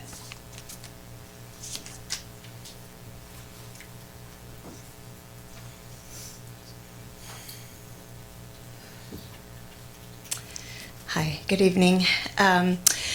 I have been in Turlock for 60 plus years, and I voted against marijuana in California, and in 2016 my mother-in-law got bone cancer, and we were desperate, and we took her to get her card, and we had to take her to, drag an 80-year-old woman out to another town and try to find what we needed for her. But I can tell you that there is something about medical marijuana. I don't condone, recreational, but every time she would go to the doctor after all of her chemo, they told her it's going to make you very sick. And every time they asked her, how sick were you this week on a scale of 1 to 10? And she'd say, I wasn't sick. She never got sick. She never suffered like they told her she would. And so I am all for it, and I don't care how it makes money for the city. I just think that people who need it, children with seizures and old people for arthritis, insomnia, there's just so many benefits from it. They should be able to get it in their own town without having to travel very far. And I don't know what that looks like in the neighborhoods, but I've been to several of the dispensaries, and they are very armed. There's never anything there that scared me, or it's not like in some dark alley, which is where they're going to get it if they can't get it, legally. So, locally. So, keep an open mind. I know it's very, I'm from the 70s. I grew up in the 70s, so going into there was really strange at first, but just keep an open mind. And if it's a pilot program, I don't know, are you going to be doing things like just try it out, or if there's any problems, I'm sure they'll shut it down. You're not going to just let this, terrible thing happen to our city on purpose. So just keep an open mind and go with the city on it. And unless you've had to try it, maybe someday you will have to, and you'll see what I mean. Thank you.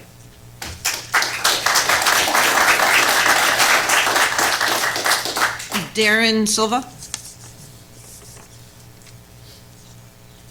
That's my last card. Good evening, Mayor and City Council members.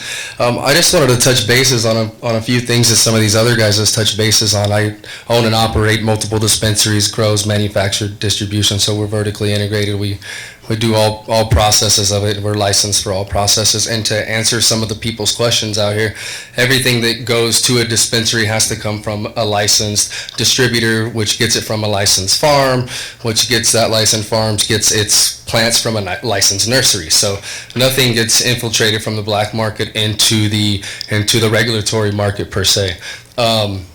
So I think that's important for everybody to know. It's not just like anybody just that gets to come and go. You do have to go through this rigorous process, as multiple people have done in this room. The other thing is, it's working already. I don't know if you guys know, but it's working.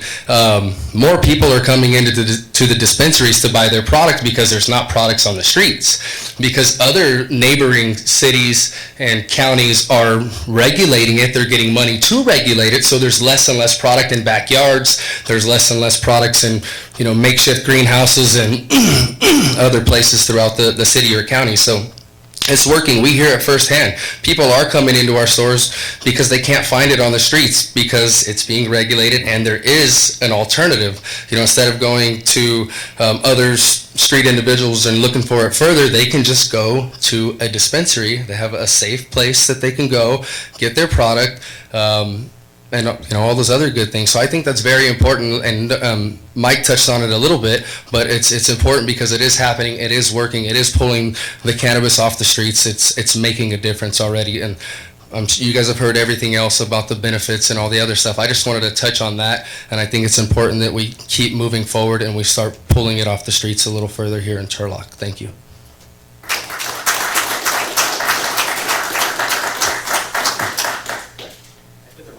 Oh, yeah, you said 7A. One before.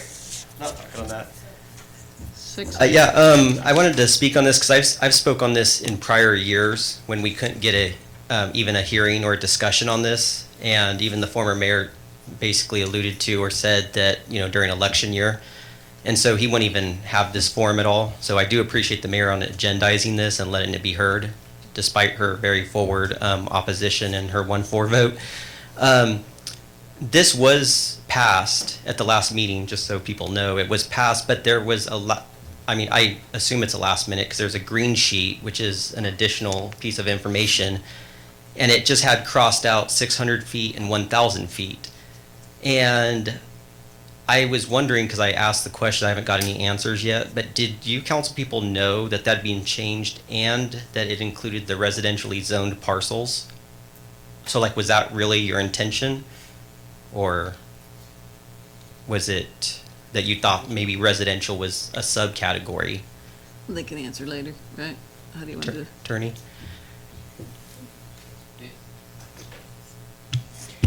That was the last recommendation that the council received from staff, so that's my understanding is why that's. So I think maybe she's asking, like, can you answer the They'll question? answer after you Okay. get your time up then. Okay. So anyways, so I do, well, it sort of depends on what I speak on, but I just want to make sure that if my council members didn't know, that was what I was alluding to, as well as with with the attorney guidance, to let you know.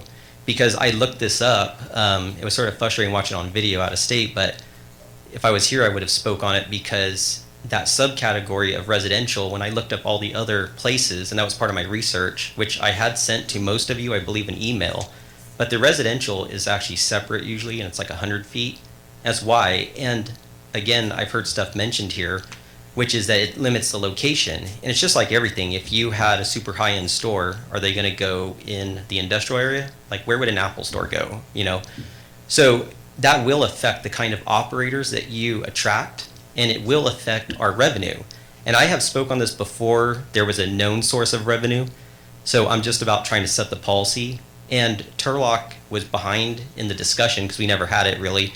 And then also, we were behind now, or we are behind now, because we're one of the last cities in the area. And we're a regional shopping destination. We have a regional industrial park. And we also got 73,000 people. And now the revenue is proven. So I just Googled when someone mentioned Ceres and the thinking.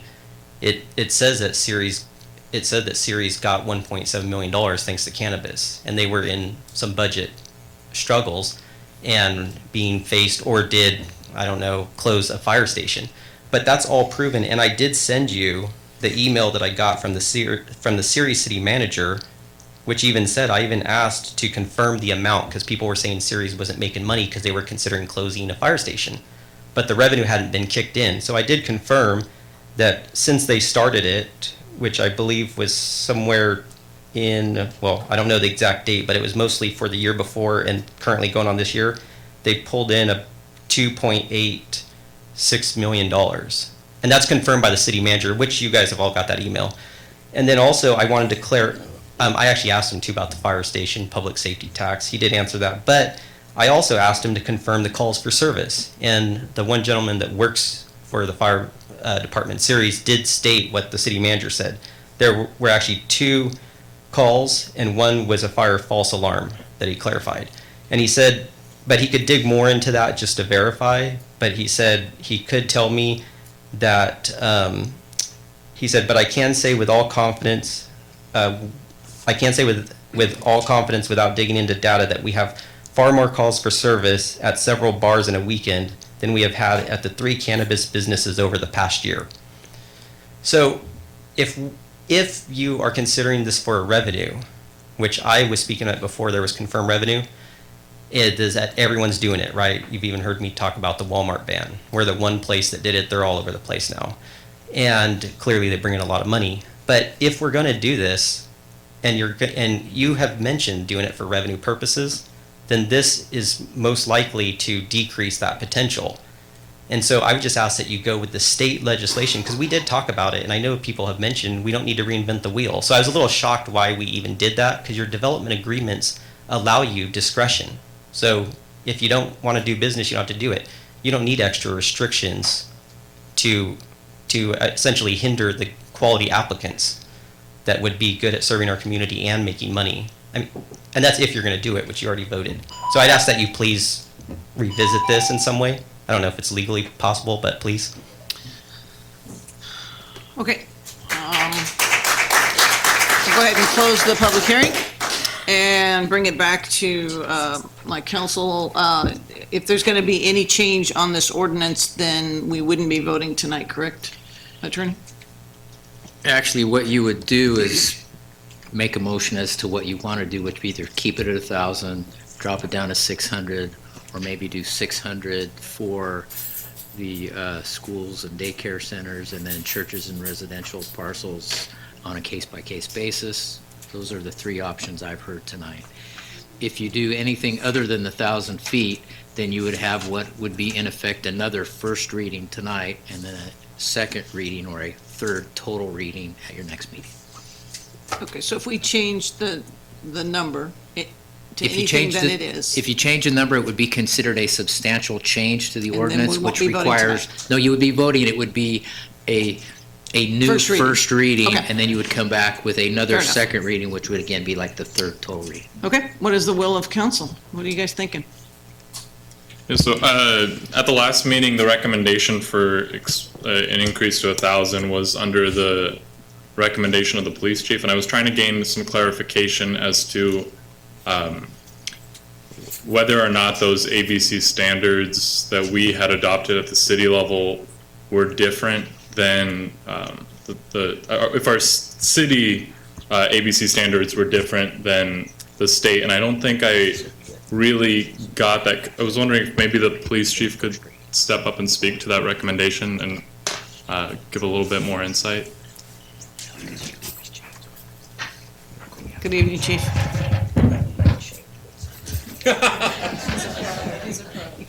Still doesn't work. Oh, just grab it. Good evening, Mayor, council members. First and foremost, I will enforce whatever the policy of this council is, and you put forth the policy based on what your community wants. Having said that, when this first came forward, it was a last minute or first time reading for me. So when I reviewed it, I was taken back by the 600 feet. So in reading it right then and there, the day you got it, for the council meeting, that's where the green sheet came up. So going back to your question regarding ABC, again, last minute thrown in front of me, never been contacted whatsoever, and I heard what you said, Councilman, that you would reach out to me. But the bottom line is it never happened. So having said that, the comment regarding ABC is that's how the city of Turlock operates under alcohol beverage and control in regards to public convenience and necessities. It had nothing to do with a stipulation that controls marijuana, as does the Bureau of Cannabis. It was just a reference that under ABC, we have 1,000 feet that we set in place in regards to public convenience and necessities when we have oversaturations. That's the only way I was able just to reach out and say 1,000 feet sounds reasonable. And if you go on Google or you use our GIS, which we talked about recently, and you put 1,000-foot circumference around, I just did it, John B. Allard School there behind the movie theaters, it's 600 feet to the front of that movie theater. So if the community and you are okay with retail being in that space, that's solely up to you. I'm trying to ensure that the safety of the community in regards to the kids walking by, schools, churches are impacted, etc. It's got nothing to do with the operation of the dispensary.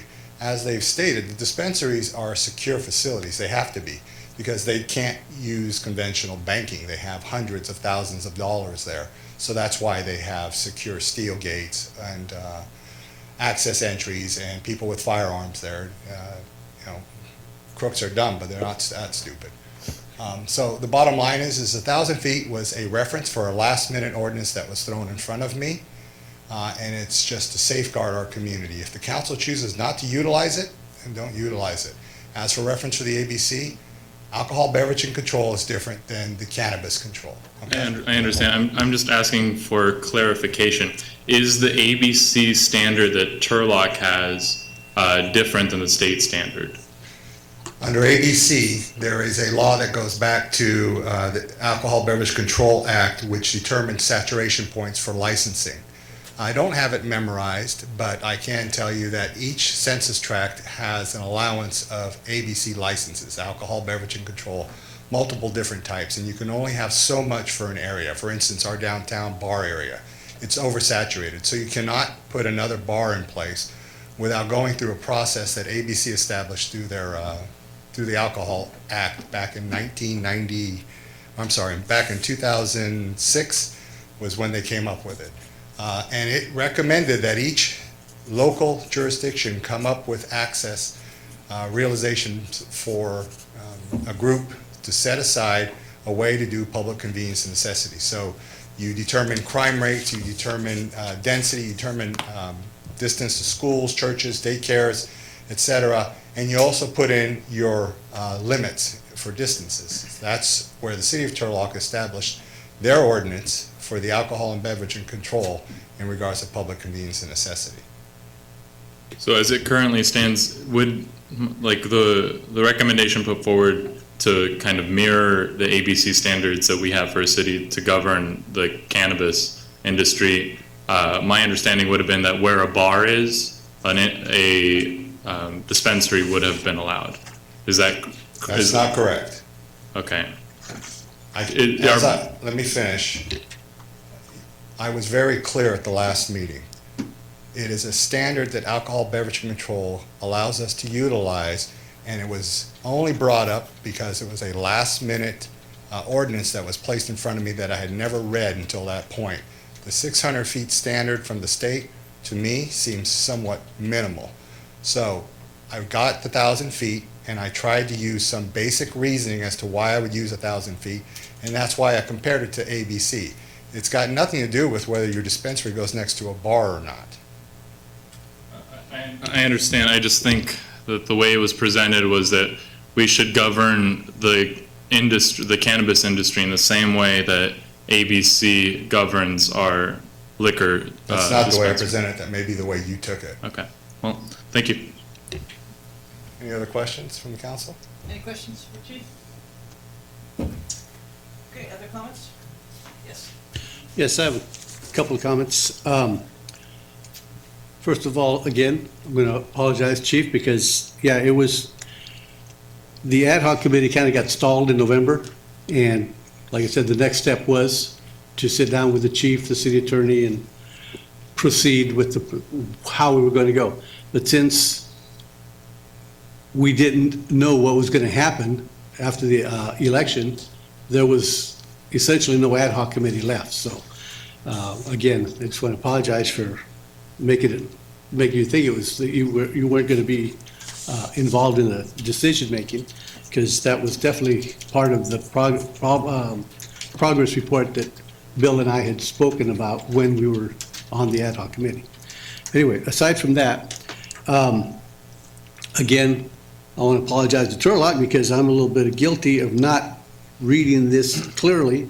And when we were talking about 1,000 feet from school, daycare centers, and churches, I had no problem with that. I missed the residentially zoned parcels. I do realize from hearing from several people, several comments, that this would make it a bit of a hindrance for pretty much any shop to be opened in Turlock. So I would be requesting that we do amend part of that paragraph to at least keep it 600 feet from the residential zone parcel, not 1,000. So anyway, that's something that I will be requesting. Aside from that, comments I want to make are, when I first started on this ad hoc committee, I had absolutely no intention of seeing cannabis come to Turlock. I told you this before, I'll tell you again. After the research that we did, after the tours that we made, and I do ask anyone here that is in opposition to this, take the time, visit one of these dispensaries. You will be surprised at what you see. First of all, you're gonna drive past it, you're gonna drive up to it, you're not gonna know what you're driving up to see, okay? It's not the old CD, back of the car, back alley type transaction.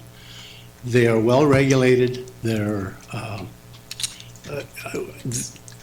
just can't say anything more about that than cannabis is in Turlock. At least 10% of our residents from Turlock, and this is what we part of the research we did, at least 10% of our residents are going out of town to spend money on cannabis. These are the things that made me change my mind and say, we need to regulate this, try to eliminate some of the black market, and bring some revenue into Turlock all at the same time. This is a pilot program that we're looking at. As it's been mentioned before, we have the opportunity to take, pull any license of anybody that we feel is not doing what they're supposed to be doing according to the agreement. We have the responsibility of choosing the people that come into do business in Turlock. It's not gonna be any Tom, Dick, and Harry coming in and setting up shop. There's gonna be a process. And that's what convinced me to support this recommendation. So if I wanna make a change, do we do that at this point or after comments? Either way, can we make a motion, a new motion, amendment? How do you want it? Can I? Oh, sure, absolutely. So I think from a business standpoint, and I didn't vote for it, but just backing up from a business standpoint, it needs to be on a case-by-case basis. You can't put limits on something where we don't have enough brick and mortar to substantiate what they need. And if truly we want to have it in Turlock, we have to have the leeway or the foresight enough to make sure that, it could be a 550 feet process and then you're not going to be able to have them come in, where it could be a very legitimate place to be. I have residential and commercial properties. I think residential should be treated differently than commercial properties.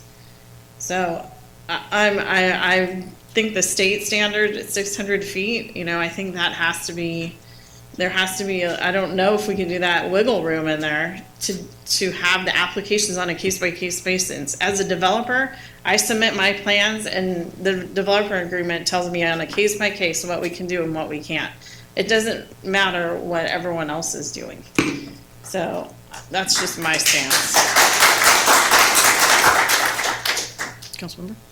Yeah, I generally think we should just go with what the state standard is, and then deal with every license as it comes in. They're going to be telling us what locations they're considering, and the community is going to have the opportunity at that time to voice any concern. If there are, nearby sensitive areas that are really opposed to it, then we'll have to hear those. And putting these added restrictions, I think, while good intentioned, I think are going to really hurt our ability to implement a good program into the city.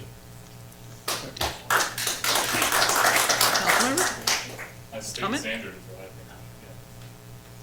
I think that coming into this, our intention was not to restrict cannabis businesses drastically. And I think that this pilot program has provided the opportunity for us to look into it rather deeply, since the research has been starting since last year. And these dispensaries tend to add security to areas, and they also are so restrictive onto the people that can even get inside. And I think that there's a level of education that needs to be happening to people, have different perceptions of things. I understand that.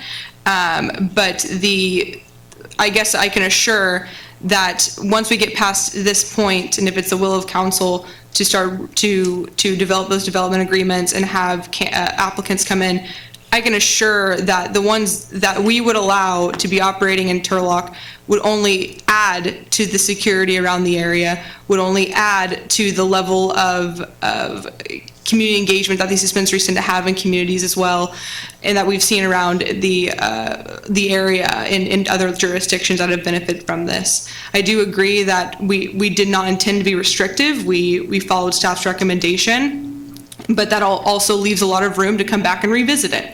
And if we're hearing now that there is, this is too restrictive on applicants, I've never been an applicant, so I don't know. So I really appreciate the comments from people that are in the industry, as well as neighbors, as well as community members. I think it's really productive to have that conversation. And it sounds like it would be much more beneficial for us, so we don't have to go through exemptions or other things down the road to mirror the state requirements.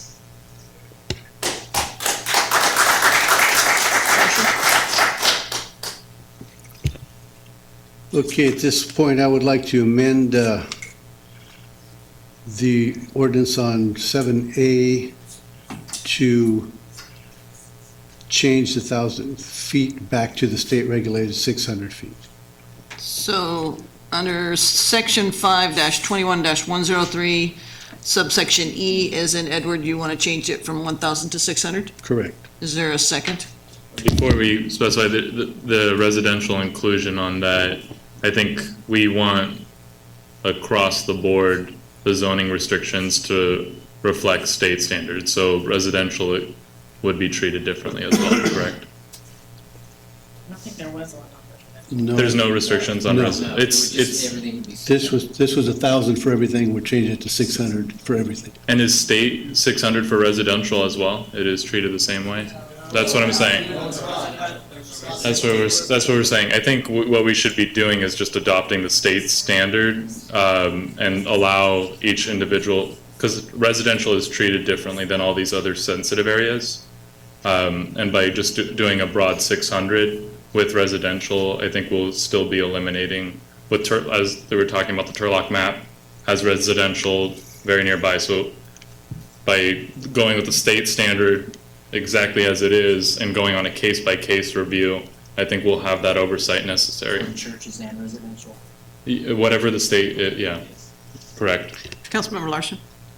I was just going to point out that residential component, it's when you're looking at a lot of other ordinances, cannabis dispensary ordinances in other cities, and cities that this firm has worked with, that residential component isn't in that part. So I think that creates kind of that will probably change. When we come back with the second reading, it will be consistent with the state standard. It will probably be something different than just this section. Right. Okay. So consistent with state standards. Yeah. So is there a second? I'll second his motion. I'll withdraw my motion and second his. Okay. Councilmember Strati has the motion, and the second is by Vice Mayor Esquer. Thank you, Mayor. Give me 1 second just to make sure I have this. Right?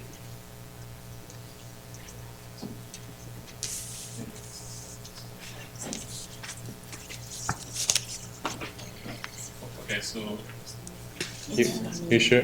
One of the Councilmember Ariano here would like to.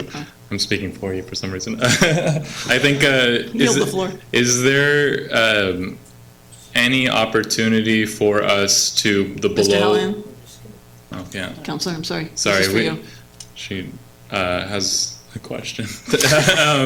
Is there any opportunity for us for areas that fall below that 600, have like a buffer region that allows applicants to come in like 600 to 400 or something like that? I think you go with the case by case. It's going to cover that issue unless one of the proponents has some more precise language. That's what I would propose. Like case by case basis. But then are we not? For state.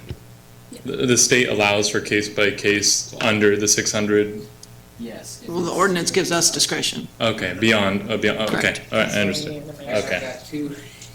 Okay, well, you can't ask him any more questions for a second. I'll get you something. Okay, Hang on, let's just go. Well, I just want to be really clear on this. I know that with that residential component, we still can't go below 600 then with residential areas. I don't think the state would allow us to just go under it based on a case-by-case basis. Go over it, yes, but not under it. I did not read a residential caveat in there. I don't know where that's coming from. The state has no residential. Hang on. Hold on.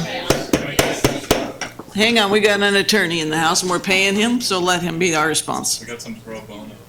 I know, but we can't give them money. So, Mr. Hallinan. We're working on some language, right? We have just a second. Okay. Why don't we go ahead and just take a quick break? They're gonna work on that? No, we closed that. We're not gonna have any more testimony. We don't have any more blue cards.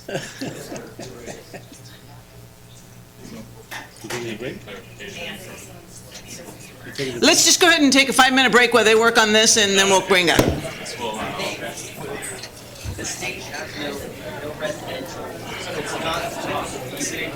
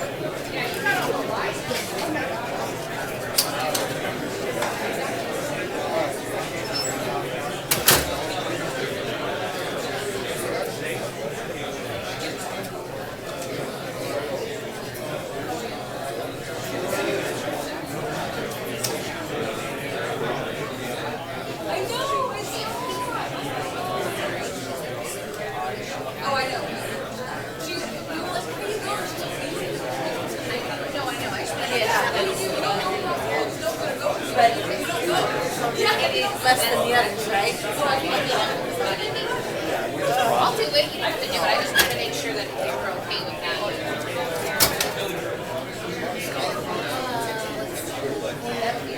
I'll just keep it here. I got it right here.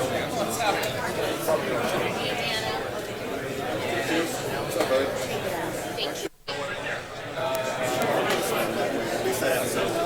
Okay, okay.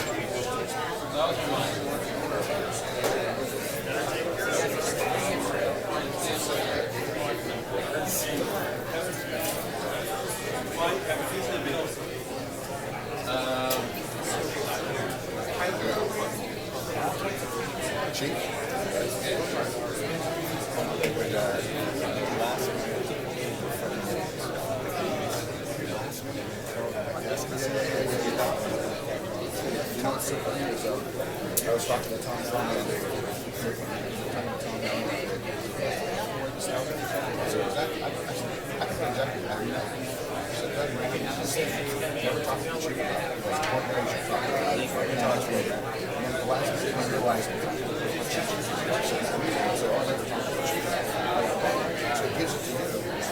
You respond, reasonable, because there's places whatever he gave to me.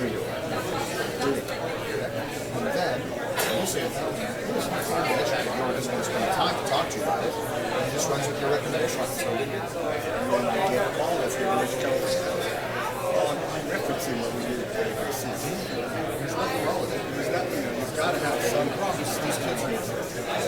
Hey, Mike, how are you? Good.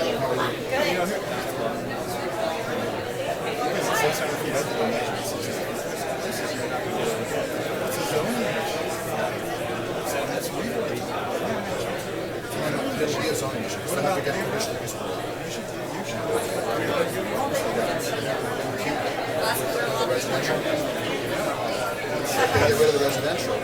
That's good.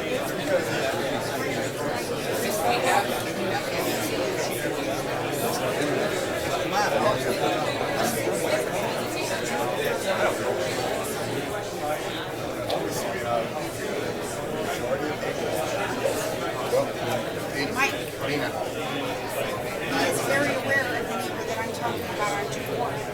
Yeah. He's very aware. That's the way you should listen. Citizens, and then you charge them for any abatement fees that you're going to do. Proper value. Just for full disclosure, she is a burglar. What? Burglar? A burglar. Oh, burglar. We have So she is arrested pending, but she's her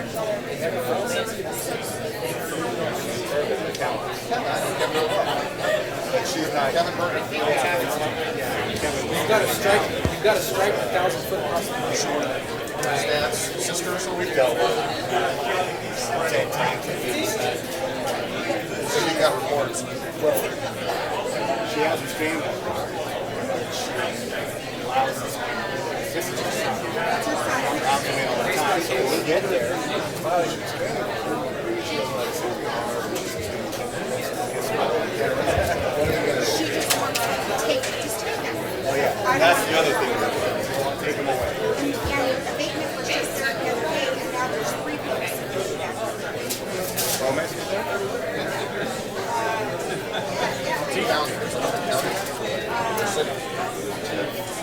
Melvin Penny, and another guy. It's code. Heavy guy in short. Fire. Before you send a letter, I just want to know who you're dealing with, because They're dealing with code enforcement stuff. So, no, she's thinking I kind of like I care for her. Listen, he doesn't care. The higher profile, the better. I don't care about any of this stuff. I have to look at it. Going up to the last time. I got told, and they've been doing it. Unfortunately, it's public because you were just now. They're posting it on work.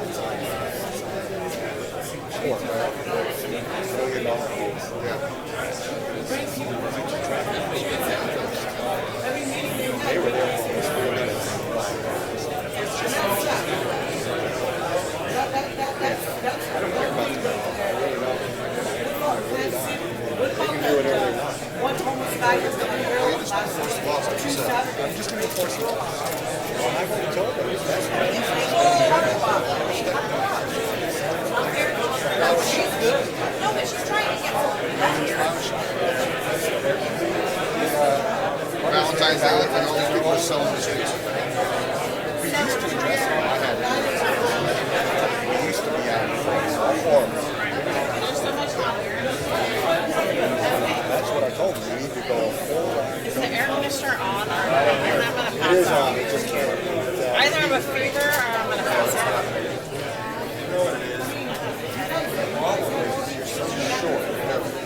You're in the hottest part of the room. Anybody tell you that the best thing is having small packages? It did, and I haven't stopped until he became 6'6". As I got taller, it just didn't work. It just didn't. That's too close to the shin in other areas. It hurts. What am I doing here? Yeah. I had no gas. I said, John, I need the keys now. He's like, you're not taking my car. I almost texted him. Yes. Oh yeah, it's parked out front. I'm like, oh boy, does John know this one? It's gonna get keyed, or you're gonna piss somebody off. Oh, I want to see Turlock snapping the photo.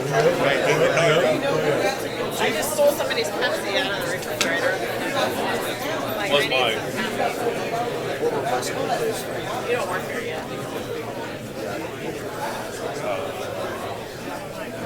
We not. Like,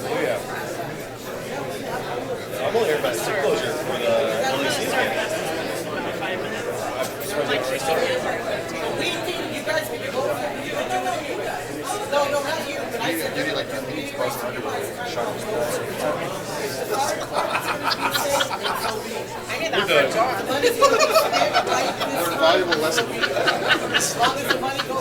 think I should have met that, everybody, and every wife needs to, especially your girl. Shut up. Oh my God. I'm not gonna get out of here, I'm just gonna order dinner, I guess. Text me, I think we're gonna go to Easter. We're not gonna be that here until, no, this is the whole budget to get done. Yeah, We got two more items then budget.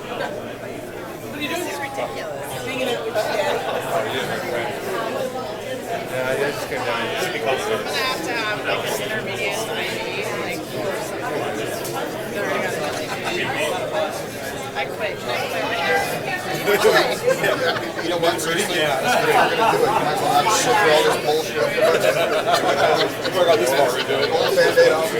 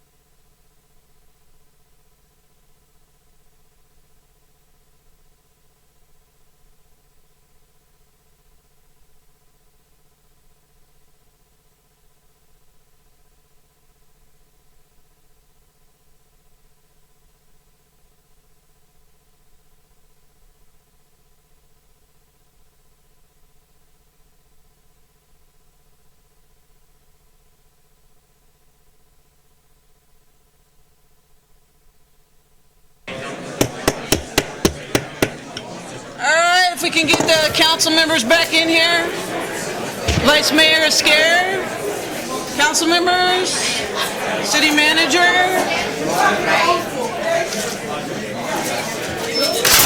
Testing, testing. We're starting a council meeting.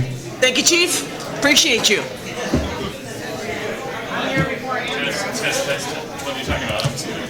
Okay.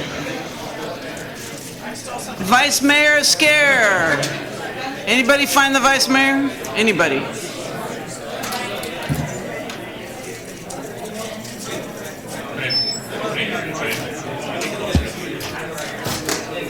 Gil Scare to the front. Mr. Scare. Mr. Scare going once. Okay, we're gonna go ahead and start. Thank you. If we can all kind of settle down here, please. Okay.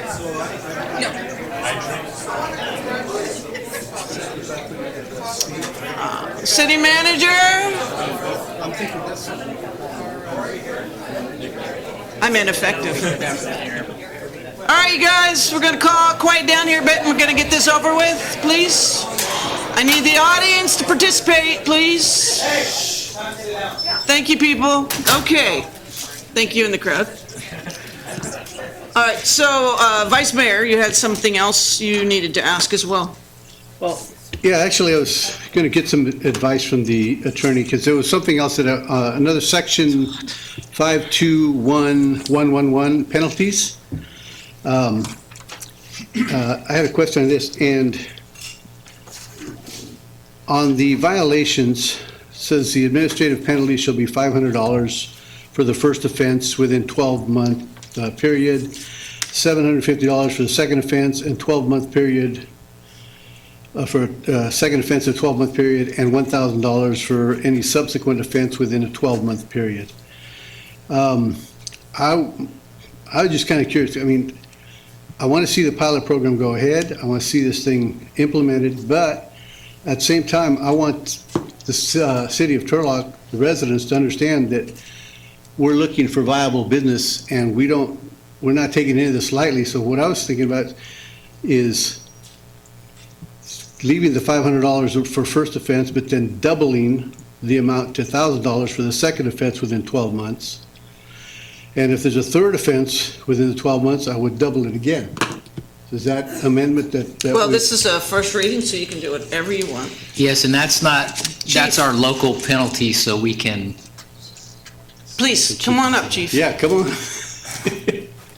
So, Councilmember Scarry, you're exactly right on the fines, but in all fairness, I spoke with the city attorney, Mr. White, in regards to that. So when you're talking about offense, it's each time that occurs. So in one day, one dispensary can have 5 offenses. So the first one would be that first rate, the second one would be the next rate, and then each and every one after that is the other rate. So you could look at almost $20,000 to $25,000 in offenses in one day.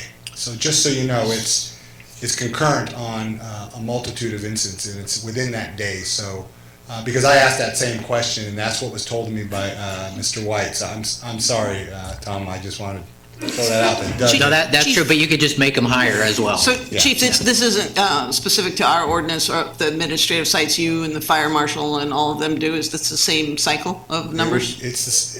I'm going to assume it's working under the administrative citation portion of it, under code enforcement. Okay. Yeah. Does that help you? Okay.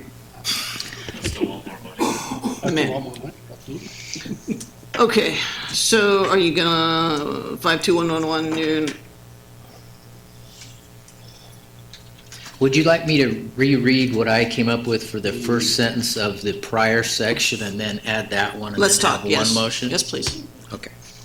And I want to thank everybody for their input and bearing with me here. So what we're going to do is rewrite that first section of section 5-21-103, section E, and it shall read, cannabis businesses shall not be located within 600 feet of any school, daycare center, or youth facility.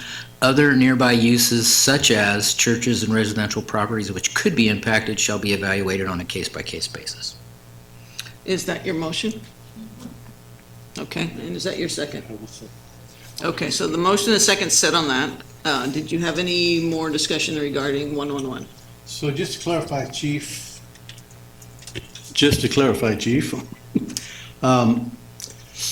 okay, so I'm looking at, I guess I was looking at offenses differently from what you just mentioned. I do want to make it more prohibitive for them, so I'm just trying to figure out, can you give me a little advice on how you would do this? I'm going to stay away from the advice because a good bottle of scotch can run you up to $5,000. So ouch! I don't drink that one. There's no ABC here. Go on. You know, the bottom line is I had the same question because we've had issues with illegal dispensary operating in Turlock in violation of our municipal code, knowingly doing so.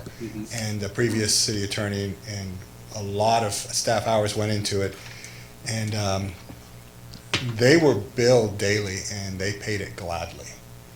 So, you know, the whole idea, it's already been discussed in here in regards to pulling their permits and so forth. Once it's permitted the way you're talking about permitting, and they don't want to lose that license, they're probably going to adhere to it. But for those that operate illegally, each incident, you know, there could be 10 in a vehicle stop when they're delivering. That could be 10 delivery incidences, and it would just compile. Boom, boom, boom. So whatever you want to set it at, that's up to you. But I had the same question you did because there's a lot of money to be made here. You heard that here. And when someone has more money than what they need, they start throwing it away, so you have to have teeth in something. But from what I've heard, what I've spoken to other chiefs about, because I've done my own research, they follow the law. It's the issues that occur once they're quite a ways away from them that create a problem. And I think that's kind of what I was looking to, because that one dispensary that you mentioned is kind of what brought this to mind. And I understand that most of these businessmen are going to run their businesses the way a business should be run. But I want to have something in place for the people that try to slide through and maybe cause problems that we don't need. So, yeah, I would change 521111 penalties, paragraph C, penalties, administrative penalties shall be $500 for the first offense in a 12-month period, and then 1,000 and 2,000? and then doubled for each offense after that? Or do you need a specific amount? I would put in the. Okay.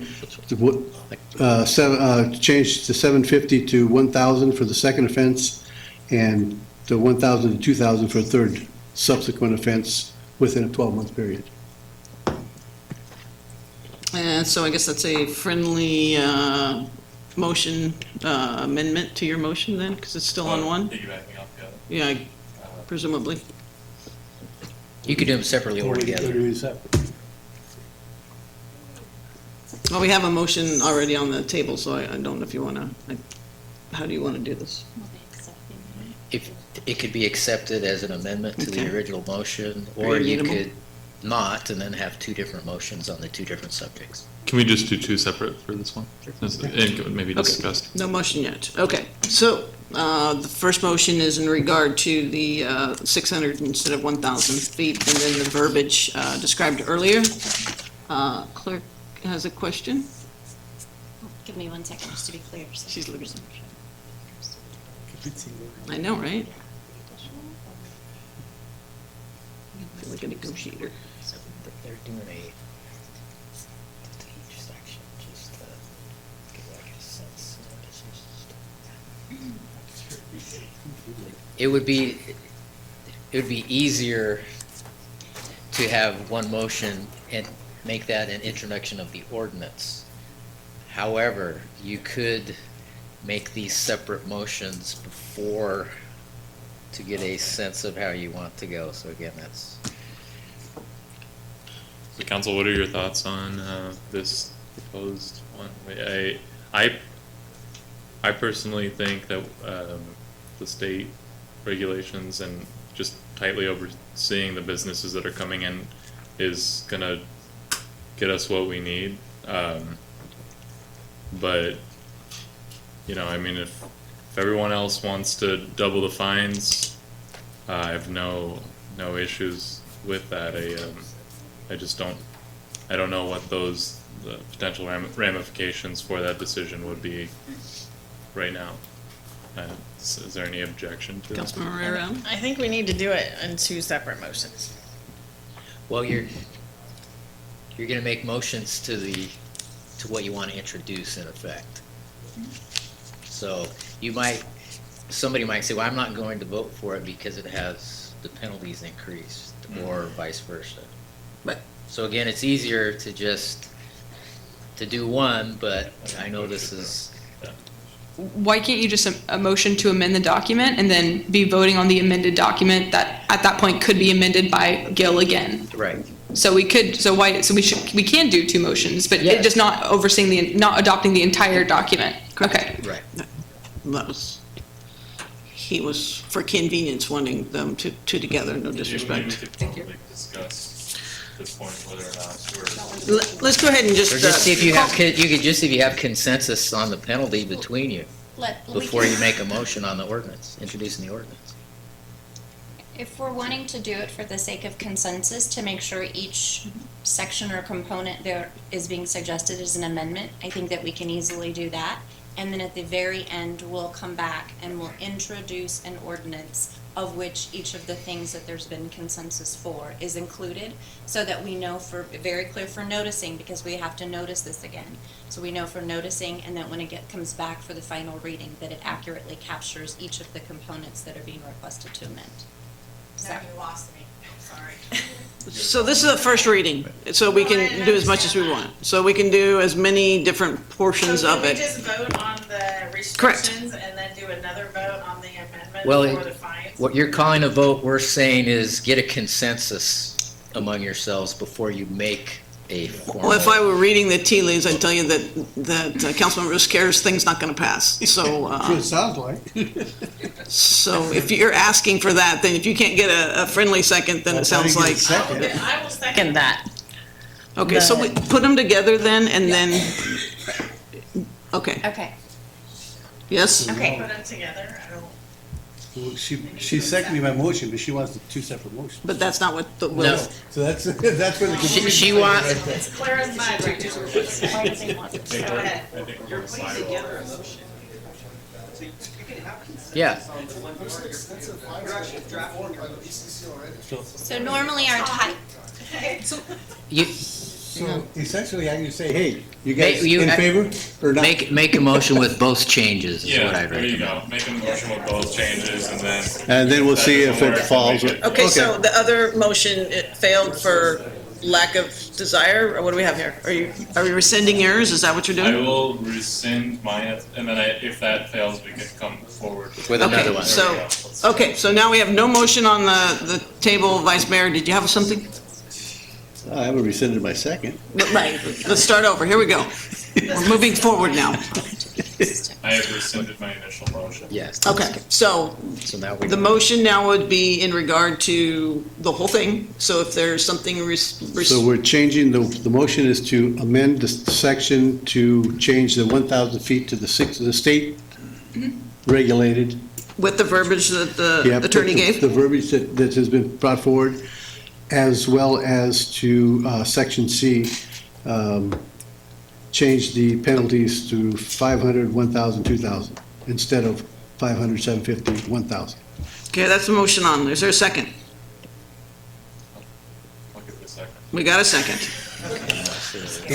Clerk, call a roll, please. Don't let them think. so I'm gonna read everything I have, including the amendment that was made at the last council meeting regarding the state licensed security personnel. So, and Tom was much more specific as he reread the sections, illustrating exactly how the sections would read. So this is just for the title of the ordinance amendment. So if we need to make changes after I read it, then we'll talk about it at that point. Introducing an ordinance amending the Turlock Municipal Code, Title 5, Chapter 5-21, including modifications to Section 5-21-103E to be consistent with state standards.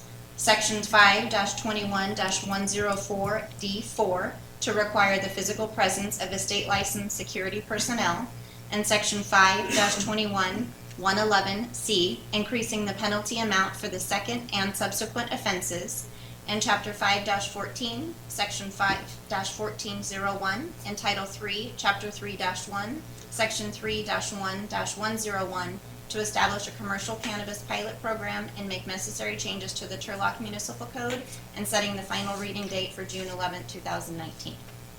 Did I miss anything? You did amazing. I've Okay. had lots of help, so thank you all. Call the roll. Councilmember Ariano, You start that way. No. Yes. Councilmember Nisrati,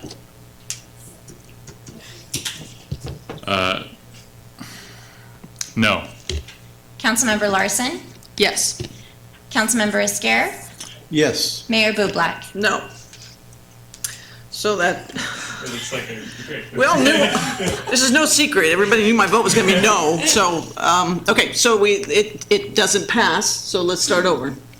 I'm sorry. That did pass. That only needs So, to be- I'm sorry, I can't do math. Surprise! Look at that. All right, so it has passed 3-2. That was our first reading. So it will come back on our next, Tom? Our next agenda. It doesn't have to, but I think that's our plan. That wasn't our final reading, though, so we have to have a No, final we reading have to still. have another second reading. So it'll be updated, most likely in 2 weeks, the next scheduled meeting. We'll have the final reading, which won't have blue cards, and we'll kind of go through this a little more expeditiously. So thank you all for coming out today, and we will move on to 6B, which is an ordinance adding Chapter 212 Civility Code of Title. Clerk, call the roll, please. Thank you, Mayor. Adding Chapter 2-12 Civility Code of Title II Administration, including modifications to Sections 2-12-109 and 2-12-110 to clarify the role of the Sergeant of Arms to the Turlock Municipal Code as introduced at the May 14, 2019 City Council meeting. Councilmember Ariano? Yes. Councilmember Nusrati? Yes. Councilmember Larson? Yes. Councilmember Esquer? Yes. Mayor Bublak? 5-0, it passes, yes. All right, recommendation action for appointment, 3 council members of the Rules Committee pursuant to the adoption of the Civility Code from the recommendation of the ordinance previous. 3 of you interested in being on it? Yes. No. Sure. That's a problem. Yeah, I'll do it. Okay, we have 2. One more, anybody? You? No, there's 2, and then, when do you guys want to take this? Becky? I respectfully decline. I nominate Becky. I'm not doing it.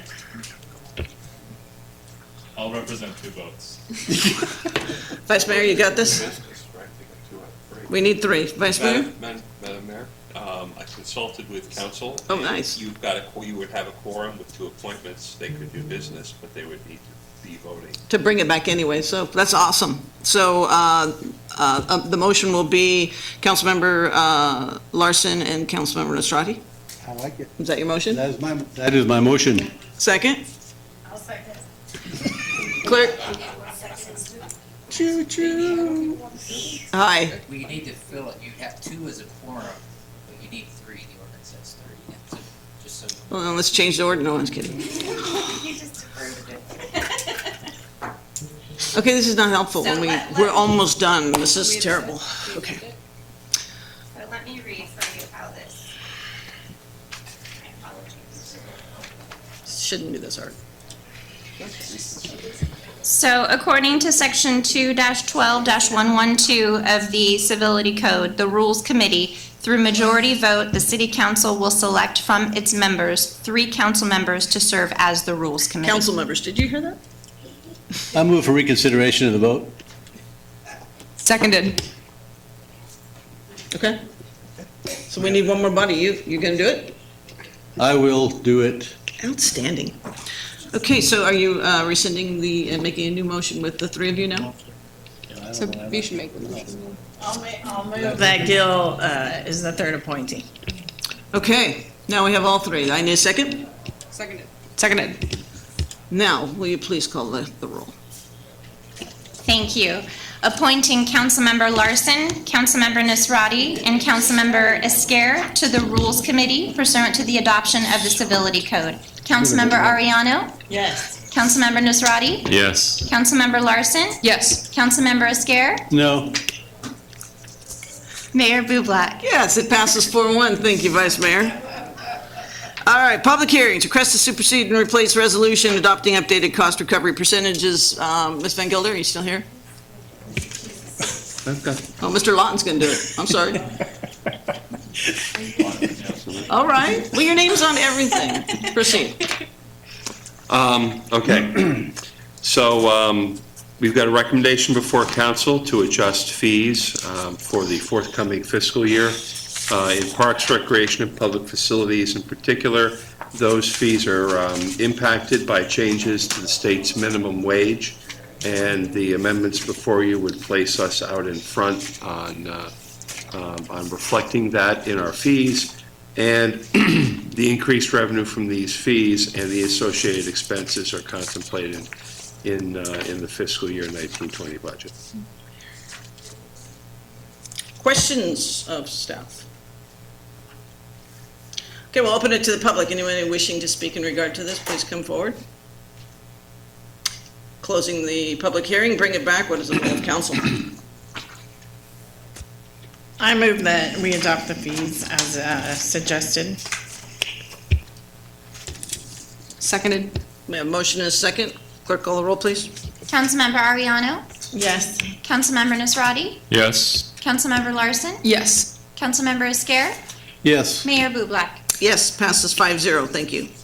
Scheduled matters. We have a closure on North Soderquist for the 2019 Listener Appreciation. Good evening, Mayor and Council. Thank you for having me this evening. On April 11th, 2019, the Parks and Recreation and Public Facilities Department received a special event application for Cat Country Cumulus Radio to host the 2019 Listener Appreciation Concert. This application was accompanied with a street closure request of North Soderquist Road between Fulkerth Road and West Canal Drive. The event is proposed to take place Saturday, June 1st from 10 a.m. to 9 p.m. That is the closure time request. The event estimates to host 10,000 attendees, and this closure has been requested for pedestrian safety and event purposes, as most attendees park on the west side of Soderquist and enter the fairgrounds through that entrance. City of Turlock Traffic Engineering has reviewed the closure request. The Special Event Committee has reviewed the application.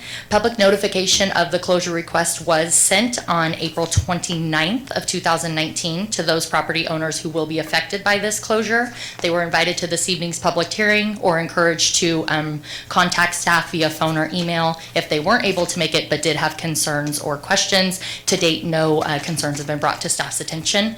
On the map here is a picture of the closure, just straight down Soderquist between Fulkerth and Canal. If you have any questions, I'd be happy to answer them. Questions? Thank you. We'll open it to the public. Anyone wishing to speak in regard to this? Look at that. Okay, we'll close the public hearing, and we have to take these separately. So the first one is for the CEQA, the resolution. Anybody? To adopt the resolution? Can we have a motion? Second. And a second. Clerk, call the roll, please. Councilmember Ariano? Yes. Councilmember Nasrati? Yes. Councilmember Larson? Yes. Councilmember Esquer? Yes. Mayor Bublak? Yes, it passes 5-0. The second resolution. Move to introduce a second resolution. Seconded. We have a motion and a second. Councilmember Ariano? Yes. Councilmember Nasrati? Yes. Councilmember Larson? Yes. Councilmember Esquer? Yes. Mayor Bublak? Yes, it passes 5-0. Thank you so much. Are you up for the next one? Thank you, Council. I am. Let's do On it. September 7th of 2018, the Parks, Recreation, and Public Facilities Department received a special event application for the Turlock Pentecost Association to host the annual Pentecost Association Parade and procession. This is one of the events that is adopted into our special event application as Main Street approved. This application was accompanied by a street closure request for eastbound Canal between Golden State and Gear Road between Canal Drive and North Golden State Boulevard, Lincoln Avenue between Gear Road and North Thor between Lincoln Avenue and Monroe between North Thor and North Center between Monroe and East Main between North Center Street and East Canal Drive, and Rose Avenue at Lyons Avenue. The proposed date of the event is Sunday, June 16th at the specified times as you have in your packet there. The Pentecost Association took it upon themselves after we've received feedback from community members in past years. We have had several meetings with Pentecost Association members as well as concerned community members regarding this closure request. Through work with city staff and those community members, we came up with a comprehensive traffic control plan that will ultimately maintain public safety but accommodate all the infected stakeholders. This traffic control plan will be done in phases and is illustrated for the map we have up here for you today. In green is phase 1, and that request is the closure from 5 a.m. to 10 a.m. The red is phase 2, and that request is obviously the large portion, but from 5 a.m. to 2 p.m. And in orange is phase 3, and estimated to be a hard closure from 9:15 a.m. to 10 a.m. and then again from 11:15 to 12 p.m. At the applicant's expense, city staff will be implementing and lifting those street closures. So we're sticking with policy, and at applicant's expense, our staff will be implementing those. Turlock Traffic Engineering has reviewed the closure requests. Special Event Committee has has reviewed the application. Public notification was made on May 7th of this year to those property owners affected by this closure, as well as re-notifying those community members who we have already worked with, inviting them here tonight or encouraging them to send us their concerns. And to date, we have not received any other concerns. If you have any questions, I'd be happy to answer them. Questions? If not, thank you. We'll open it to the public. Anyone wishing to speak on this subject? Seeing none, we will close the public hearing, bring it back for the first of two resolutions. The sequel one. Motion to adopt the resolution. We have a motion? I'll second. And a second. Clerk, call the roll. Councilmember Ariano? Yes. Councilmember Nisrati? Yes. Councilmember Larson? Yes. Councilmember Esquer? Yes. Mayor Bublak? Yes, passes 5-0. Second motion, a resolution. I'll move for is it street closure? Correct. Yes. We have a motion and a second. Councilmember Ariano? Yes. Councilmember Nisrati? Yes. Councilmember Larson? Yes. Councilmember Esquer? Yes. Mayor Bublak? Yes, thank you. Thank you very much. Passes 5-0. Okay, on to the city manager's budget memorandum for fiscal year 2019-2020. Thank you, Madam Mayor. Can we put that spreadsheet up so everybody has it? We didn't have enough of these to give to everybody. We did hand some out. We'll post this up on the website. Wow, that print that's like an insurance contract. Before I get into this, I want to take a minute, and guys, if you're outside, out in the hallway, if you want to come in, we got plenty of good seats, even up front. I just want to talk a moment, because I've had the benefit of hearing the comments earlier tonight about the process and about the ownership. What you have before you right now in the form of the memo and what you'll get as we go through the budget are recommendations. No decision has been made yet. The departments come up with their drafts, they put them together, they funnel them to the manager reviews them, comes up with recommendations, and presents those to council. Council will then go through this and make the policy decisions that are necessary to decide what our spending plan is going to look like. So the folks who are here tonight who are concerned that something is going to happen right now based on the estimates and the proposals that are out there, your voices are an important part of this process, and nothing happens tonight. But we do need to have these hard conversations, and council will need to make tough decisions. So for a moment then, I'd like to talk about the ownership of what we're about to discuss. And there are a couple things I'll loop back to, but first of all, our city department heads prepared a requested budget that did two things at the same time. Took note of our city's current financial situation, but also was designed to provide services at the level that is in their best professional judgment what their departments ought to be doing. And I don't mean they had a wish list either. They went back line by line and cut items and reduced supplies and held costs down, but always with the goal of continuing to serve the public as best as possible. This was not about looking inward, it was about looking outward. And I thank them for that exercise. We had a lot of fruitful discussions, but the point is, their request was in their judgment, is what their department needs to be funded at to do what they believe should be happening. That was their budget. My budget, as the city manager, will be the recommended budget. The budget that was prepared and requested by the department heads had a deficit of about $4.4 million. And it's pretty easy to explain how we got there, and I'll do that in a minute. But my point is, my obligation as your city manager, with the direction from council, is submit a balanced budget. And that's what the recommended budget is. revenues match expenses. It is not, I'll say, what I would call a sustainable budget. We can do this budget for 1 year.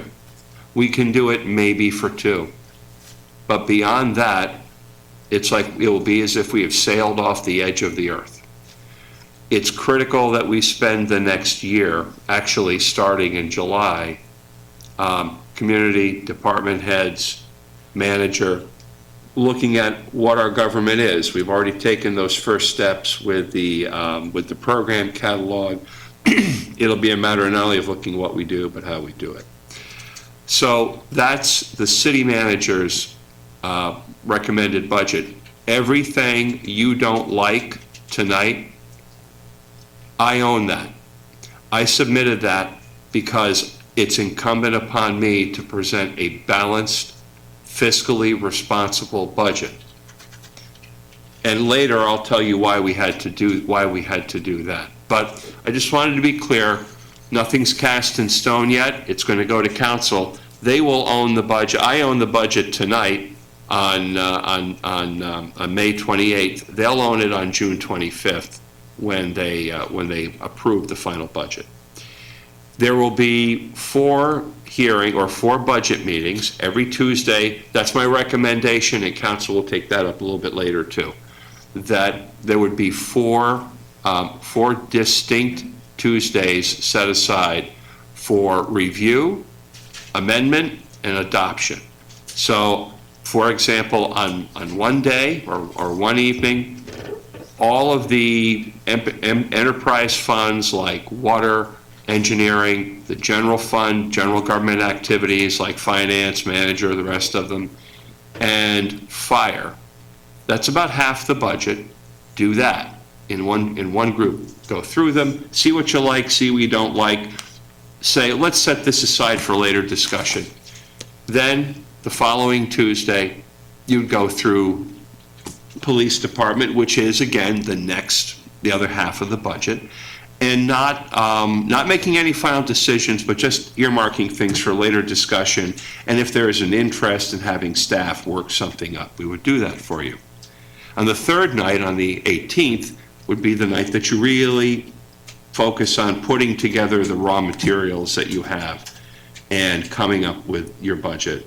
And then on the 25th would be, okay, you've taken what you got on the 18th, you had a week, it's been out there for the public to look at, then you can adopt it. Those are recommendations for how to handle it, but the larger point is there's about a month from today until that the budget will be finally adopted for fiscal year 1920, and it's the council's pleasure as to how they wish to engage on that. It will start being theirs when they start their meetings on the 4th. So that's what I wanted to offer about the process and about the ownership. I'm sure they'll make it better than what I have given them and what I'm going to be discussing, but these are the parameters within which I need to function. So with that, I'll give you a little bit of background. Most of you know we've had a pretty good reputation financially up until recently. Your department heads, your managers, our employees, they bring their work in under the amended budget on an annual basis. The situation we're in is not the result of departments going out and spending more at the departmental level than they were given the authority to do. Our revenues tend to perform okay, but we don't have a lot of new bombs going off. It just kind of chugs along, and we don't have the capacity to take on a lot of new expenses. In fiscal year, I guess 17-18, that budget was going to be about $60,000 out of balance on a $39 million budget. Let me just borrow that for a second. Oh, wait a second, I've got my own. Yeah. So it was pretty close to being in balance. The adopted budget for this year, 18-19. Revenues were $39,373,000, expenses were $39,442,000, and it was going to be balanced at $68,855,000. What happened was the previous council made significant investments in the workforce and in other parts of city government. In the space of a little over a year, approximately $3.9 million in budget amendments were approved, for which there was no revenue other than the general fund reserve to back it up. A lot of checks got written and had to be covered by the savings account. I've used that before, but it's true. Of the 3.8 or 3.9, 3.2 was going to recur every single year. About $400,000 was for our new much-needed radio system, and another $100,000 for some other recurring expenses, and $2.7 million was invested in the city workforce. $335,000 to add 3 new firefighters, $690,000 to add 4 police officers and 2 dispatchers. Contract negotiations, $310,000.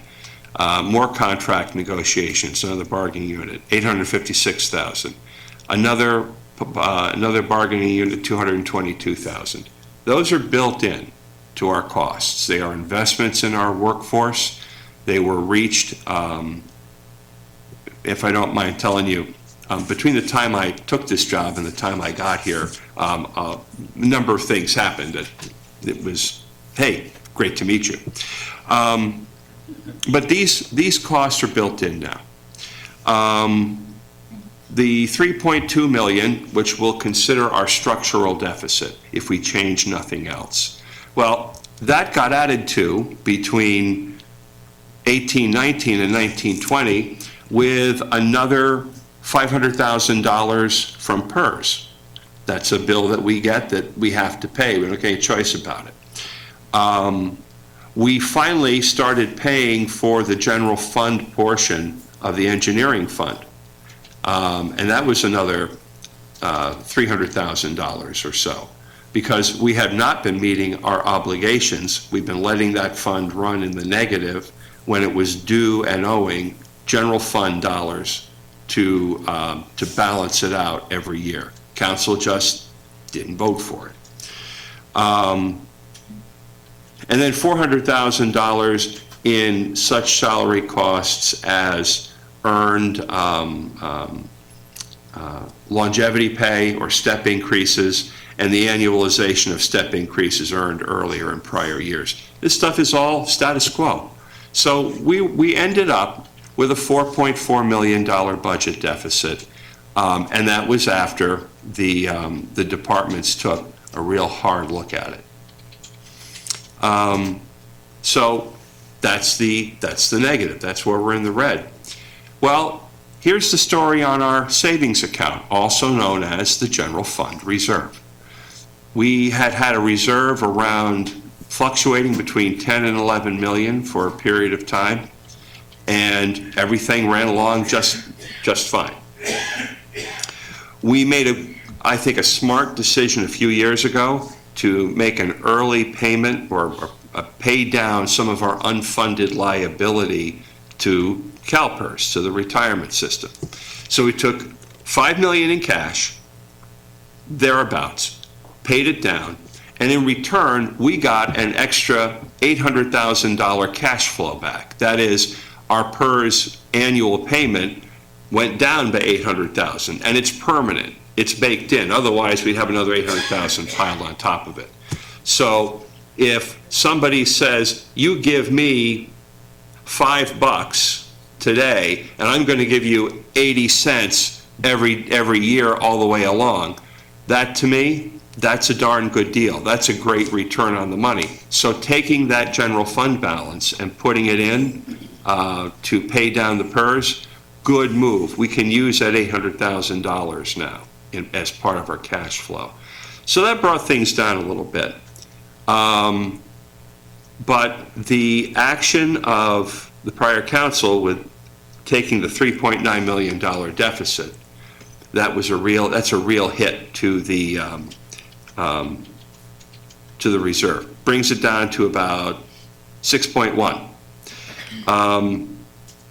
This past spring, your department heads and council worked together, and we took savings out of the current year and applied that to the general fund. We will end the fiscal year in June, on June 30th, with a general fund balance of about $7.2 million. That sounds pretty good, right? Here's the problem. Unpaid bills from years past. You remember I told you about the engineering fund, how there's costs in there that belong to the general fund. It's for things like the subsidy that's supposed to go along with some of the permit fees, like grading permits and encroachment permits that we subsidize. Well, the general fund was never brought up to pay for that. They just put it down as a negative number.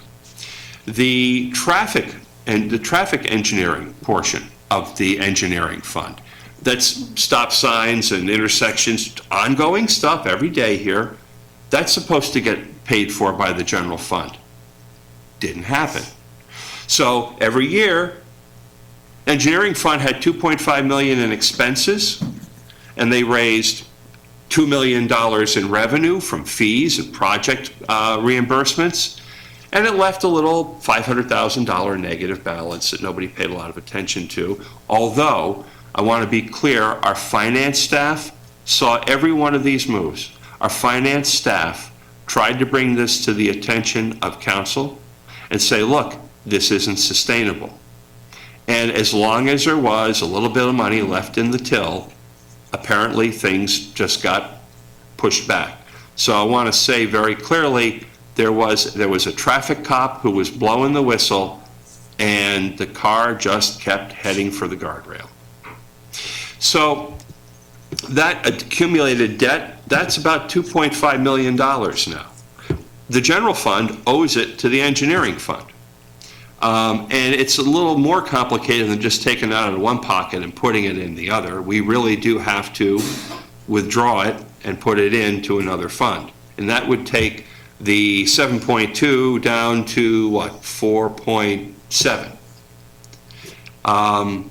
Then there's another fund that's for landscape and lighting districts. And you see half the city is covered by landscape and lighting districts that are responsible for, in some case, what we call assessment districts. The pavement, so homeowners pay an extra assessment to get the slurry seal more frequently or to get medians tended to. It's what people put in.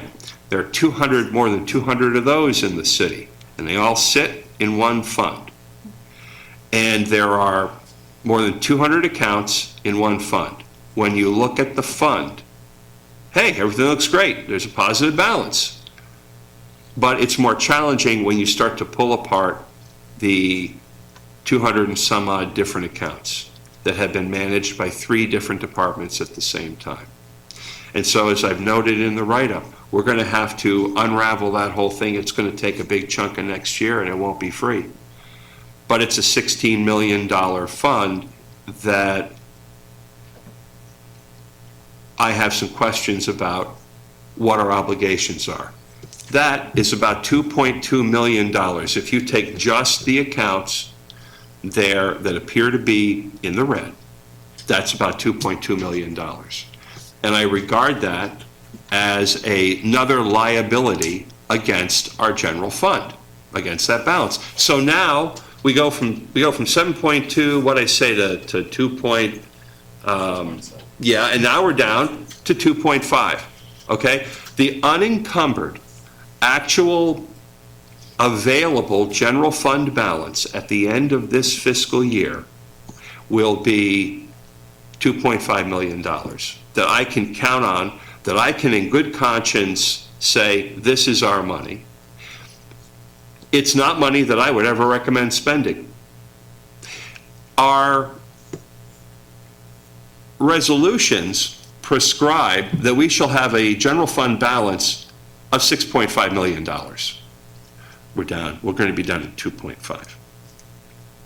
Best practices for government finance say you should have 2 months of general fund expenditures in your reserve fund. That would be about $7.2 million. We will have 3 weeks. We'll have 3 weeks of general fund reserve, and that's supposed to tide us over in case, well, we're self-funded for medical insurance. So if we get a string of unfortunate cases, and our employees need that financial help that we've committed to, a lot of that can go away. There's any one of a number of disasters which could strike, which would sap that reserve. So we have no room to run. And if anybody thinks there's more money out there on the table or hidden away or in the cookie jar, please bring your best forensic accountants in, and we'll do everything we can to help them look for what isn't there. We have money in other funds like the Water and Sewer Fund, but that's money that we are not allowed to use for general fund purposes. Those are fees that get collected. And governments that do that generally end up with a lot of new people running them and some other people who are no longer working in that chosen profession. It's a very, it is a illegal, improper. There's money out there in funds, but we can't use it. The only money we can use for our operating expenses is what comes in the general fund through taxes and earned revenue and fees. And the only account that it sits in is that general fund reserve, which will be down to 2.5. Now, remember what I said before. We had a budget that came in, what we'll call a status quo budget, the best effort by our departments, that came in at 4.4 in deficit. We couldn't even fund 1 year of that on the general fund reserve we have left. Okay, so what can we go after? Well, round one was go after everything that's not related to personnel and see where that gets us. Okay, that got us down for various reasons probably to a little over 2. Okay, well, that's still not enough for even one, that's about enough for 1 year of soaking up all of the 2.5 million general fund reserve. So the directions that I received from our council, make it balance. And that's what happened. That's what the city manager's budget does. Now, we had, I want to say, 18 positions in city government, and there's some more detail I'd like to be able to give, but because of collective bargaining requirements, there's some things I'm not yet able to go into, but I think by the time we have our meeting next week, there's going to be a lot more that will be cracked out on the table. But my point is this. We are in the process of proposing the unfunding of a number of vacant positions. That's where 90% of these 18 positions are going to be coming from. Positions that either are not currently filled by an employee or are filled by an employee who has announced their intention to leave city service by or on June 30th. So we have done our best while recognizing the impact on services of removing funded vacant positions. We've done our best to minimize the impact on homes and families of our employees, our colleagues, and our friends. But again, that took a lot of work and a lot of thought on the part of departments. Those are not their recommendations. I said to them, give me least worst alternatives. Give me things that you would not be willing to take on yourself. We need to know, and we need to figure out a way to get through this. So let's see, I've talked about the general fund balance, the budget development, the baseline budget, and here are some things that you may have noticed already that are different in the city. If you go to parks, if you go to development services, they're open from 12 to 5 now. They're remaining employees, and they've already surrendered employees. I'll get back to that in a minute. They're working at their desks, they're answering phones or answering emails, but they're only available for counter service from 12 to 5. It's the only way they can focus on getting their jobs done. They'll take appointments, they will do everything they can that they were doing before, but we need to have the gates down so they can get work done that keeps all of the other projects running. Parks has already, I think, addressed some, their mowing and maintenance schedules because of vacancies that exist that they have maintained. A number of positions were frozen as part of the mid-year budget adjustments in these departments. It's been a tough year, and it's going to be another tough couple of years. So some of the details about how we're going to get to zero from the 4.4 gap. There is a certain amount available, I think around $630,000, that we will realize in cost savings from renegotiation of the administrative side of our health insurance. Now, we are not changing our health insurance program. That's a matter for collective bargaining, and it's not something that the city can unilaterally do. But the administrative costs for running the program, which are transparent to members, which I am one, that's an area where we probably could have acted as a city any time. And as your current manager, I'm pretty glad we have that on the table now to help close this gap. It's sustainable, it's going to be good business practice, and it's not going to change the other part of our commitment to employee health care. One negative thing, and I mentioned this before, is we now have to make that payment of $274,000 a year this year into the engineering fund. It used to look pretty easy, but there's an increased cost in engineering now that wasn't there. And it's not because engineering is doing anything wrong. It's not because they're not doing their jobs. In fact, if they hadn't done their jobs so well this year in the budget, that 274 would have been probably closer to 500,000 or more. And so they've engaged in some reforms, and they've brought that down. We have no change in employee wages, no change in insurance. Those are all subject to collective bargaining negotiation. This zero budget doesn't assume any unverified revenues, and it doesn't take on any unobtained costs. It's all what's on the table in front of us right now. So we got the vacant positions, which is about $2,600,000 from administrative costs on healthcare.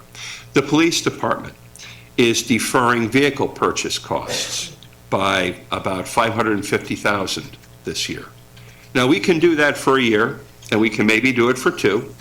And when we get to year 3, we'll be able to start putting in the $550,000.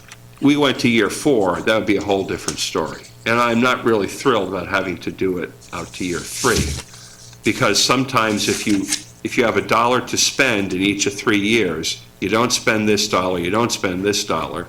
By the time you get to year 3, not only do you have to spend the third dollar, you got to spend the first 2 and then a fourth because of whatever maintenance or whatever things crop up along the way. So 550 out of police for that, 300,000 for similar purposes out of the fire department. Overtime being brought down in PD by about 285,000, and in the fire department by 400,000. This is going to cause significant disruptions. It's going to cause services not to be available as readily as they had been before. Special events are not going to be able to receive certain kinds of coverage. And we'll get to the one item that was on the agenda earlier tonight, or what people were talking about. Eliminating $400,000 in overtime in the fire department, along with 2 currently vacated fire positions and a 3rd position which will be vacated. That will mean, I'm advised, probably about 30% of the time, maybe more, probably now with the other positions, maybe 40%, that a firehouse will be browned out. Now, I'm not going to presume to know what should happen where, but I do know that management of the department is going to make sure that those areas where the coverage is most sensitive will have the highest priority. But it doesn't avoid the fact that we are going to have fewer hours available in overtime. It does not mean that a firehouse will be mothballed or closed or sold. We certainly hope that this is not a permanent state of affairs, but we need to provide services all across this city.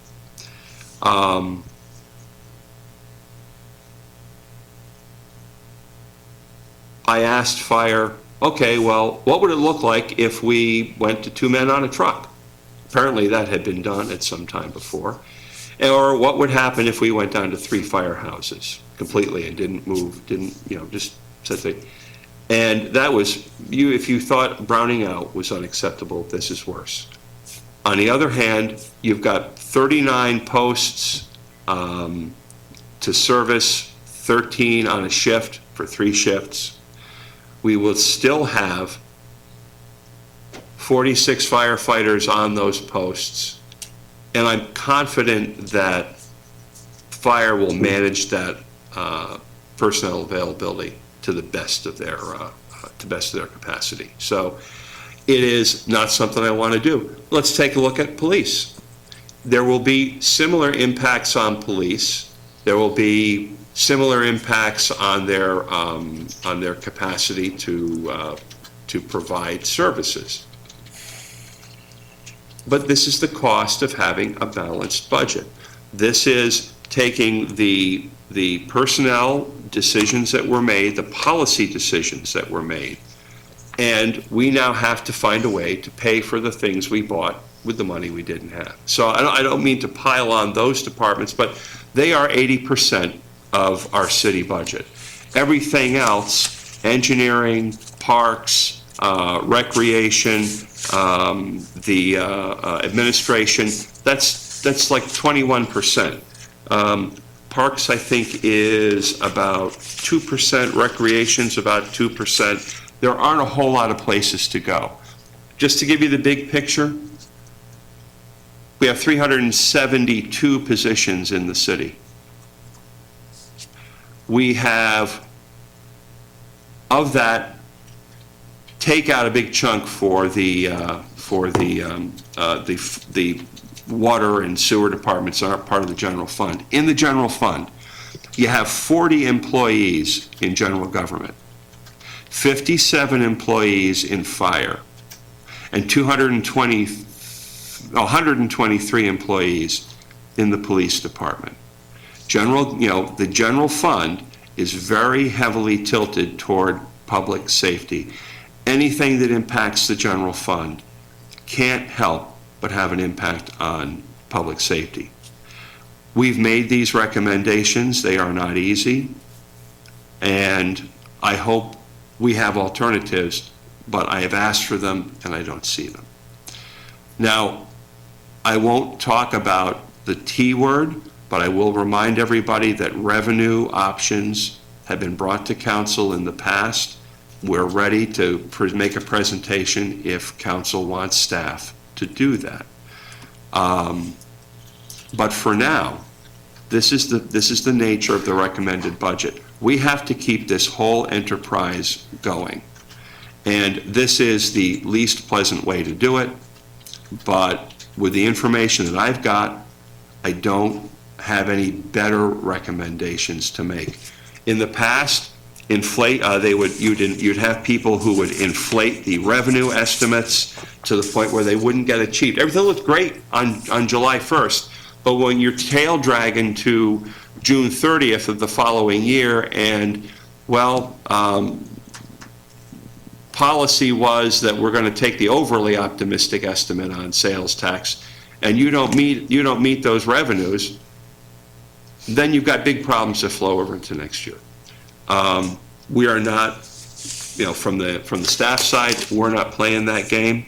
I just have these numbers here. So public safety is 78.3%, recreation is 3.6, parks is 2.1, municipal services is 0.7, developmental services is 2.5, and admin, which includes finance, city attorney, all the rest of it, is 12.7.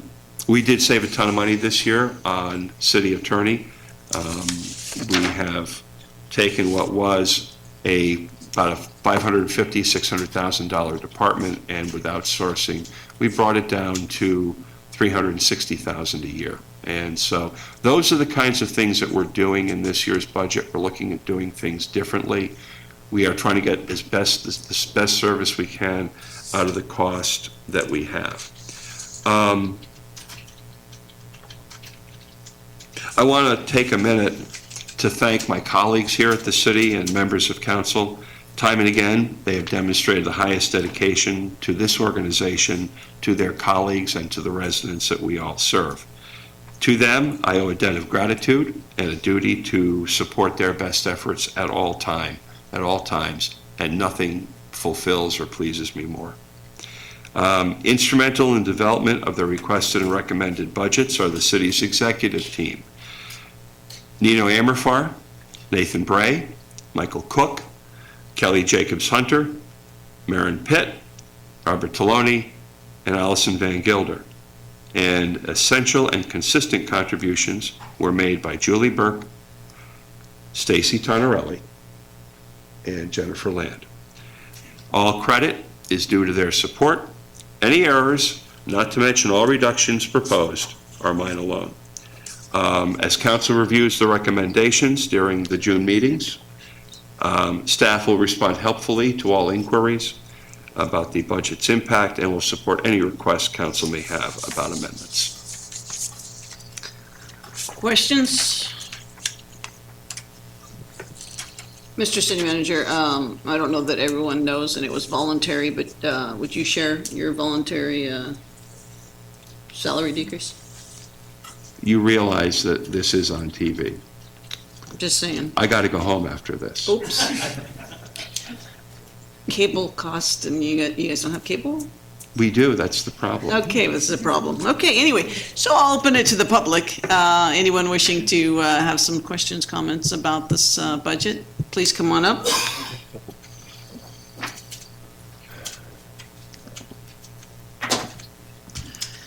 Good evening. It's cooling off. So you said that most of the budget cuts are going to come from the 17 or so vacant positions. How much of that is for the police department?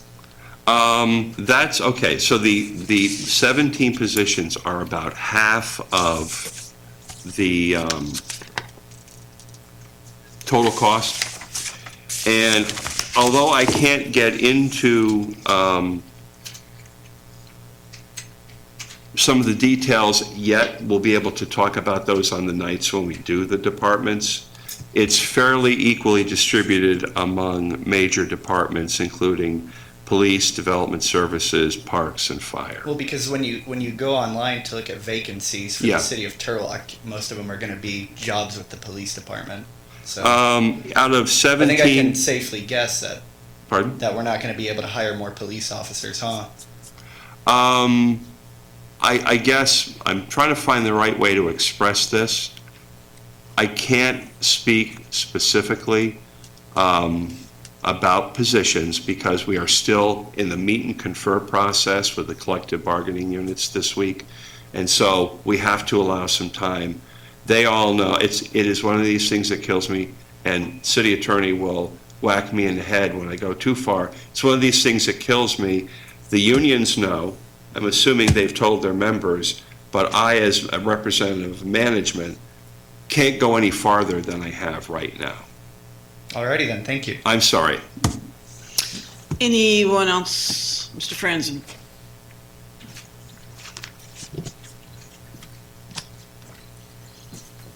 Yes, in regards to the budget history, one of the major things which I just want to confirm that's being done, in 2015, Gary Soy said, well, when he campaigned saying he wanted to go line by line, do a line by line budget, and the first year he turned it into a 2-year budget. We don't have a 2-year budget anymore, right? Oh, no. Oh, no, Okay. we do not have a 2-year budget. So I just No. want to let everyone know that that's one of the major downfalls that we're facing right now is from that year, 2015. As soon as we went to a 2-year budget, that's where things weren't checked. Also, for example, during the budget augmentation in 2018, it was pointed out, and also in past years, but the sales tax revenue, there was something mentioned where there was a sales tax revenue projection because of one-time fees that were just continued on, and that obviously made our projection higher than what we achieved. And then also just to clarify too, our current mayor did vote no on to adding the extra police officers and dispatchers because she did say that we wouldn't be able to fill them. And so if that's reflected in the cuts, right, those 4, so I'm just saying she was correct on that they didn't get filled, and that's a paper cut and not an actual expenditure or people. And then she also voted no on adding 3 new firefighter positions. And she said why is that she feared that if that was done, that there would be people facing layoffs, and it was done anyways. And so I just want everyone to know there were indicators pointed out, and there was procedural errors, and that's what I always try to talk about, and why I always have. I do appreciate Mr. Lawton in this area for sure, because he's already sat down and met with people. I know myself for sure, but other people in the community, and explained this process. And this was the thing I thought he was going to do best for the city of Turlock, if he can make it here, number one, and then if he can actually get this implemented. But there's a lot of structural deficits in how the city of Turlock was budgeted and financed, and how things were actually appropriated. But also, just to point out too, we also had another mayoral candidate, Brad Bates, who did sound the alarms as well, and he was told in debates, that it was fear tactics and that it was political, speech or whatever. And he was actually correct too. He was here the first meeting that he spotted 2 attorneys, and he couldn't even get an answer to, are we paying for 2 attorneys? He said paying. It wasn't about why we needed them, and our former mayor said it was confidential. And that was the start of what we're seeing now. And also, there were also additional legal fees because of the way things were done that cost a lot of money and that were approved. I think at that time, the mayor, and just so everyone knows, our current mayor also signed away that authority to sign contracts, and which essentially is expending some money. I don't know about the authority for city attorney. Do you have that authority just to hire city attorney? You gave it all away? Okay. So that was another problem. We had a mayor that was just actually ordering legal services, and it did cost hundreds of thousands of dollars over budget. And actually the council didn't even know about it. So I just want to point out all this stuff. I do appreciate all the work you're doing on this area. It's going to be tough, but also I did hear what you heard, and I just want to reaffirm that people on the council did say that they wanted this to get straightened out ASAP. So it's going to be a tough hit, but also if you don't, then you could find yourself in the same place in 3 years. You just have this sort of like staggering of being in a disposition instead of a tough hit, sort of an investment thing.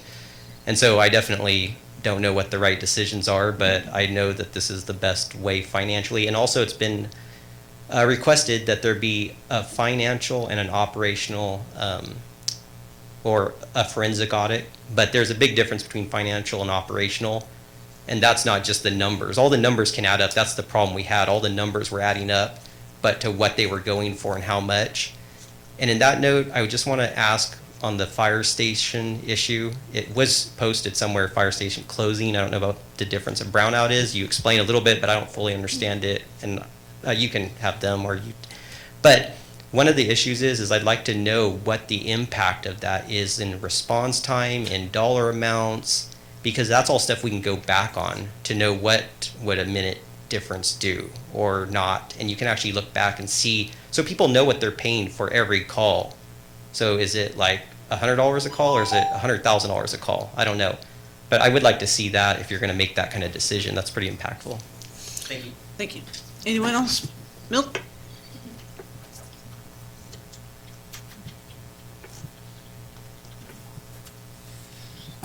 Okay, at the beginning of this meeting, at the public participation time, I brought up the subject of the coming recession, something that we can't avoid, that we can't stop from happening. It's not the city of Turlock's fault that we're going to have a recession. Can be our fault for not having the money to pay our bills, but we're not allowed to do that. Is that correct, City Manager Bob? That's correct. So, and you said you have figured out I wrote it down here. Okay, there's no income or expenses. You have figured this as close as you can, projected on the sales tax revenue, property tax revenue, gas tax revenue, and anything else that affects the general fund? We are being highly conservative in those estimates. I'm mindful of what can happen to the economy. You know, I was here in California in 09 and 10 when our assessed valuation was dropping by 10 and 15% a year in a county that didn't have much in the way of sales tax. So I'm bearish on this stuff. I don't like to bet on the upswing. I'd rather be pessimistic and proven wrong than optimistic. Well, yes, especially after 10 years of not having a recession. We've never gone that long in our history of the country. So there will be another recession. We've got to keep that in mind. I did have another question here. And in all of our discussions, where does the money come for the emergency medical response? Is that in the general fund? Where do they get their pay? How do these people that run the ambulances acquire their money? Where does their money come from and who pays for that? Hang on, we'll let him finish all his questions and then. Oh, I'm sorry, yeah. We changed our format. I know it. Okay, well, that's one of my questions, definitely. Where does the money for the medical response, emergency medical response come from? And the other question, the other issue I have to bring up is an issue that, people don't want to discuss, but if we're going to have a government that is operational, we're going to have to tax people to get the money to operate the government. And my concern there is always, is this going to be equitable? And I mean by that, when our sales, the city, and this would have to be voted on too, of course, I understand that. But the school district puts out a bond. And when they put out a bond for whatever it is, $2 million, they take my assessment of my house, and I live on the west side of town in Gills District, and my housing is not worth anything compared to the people on the northeast side of Turlock.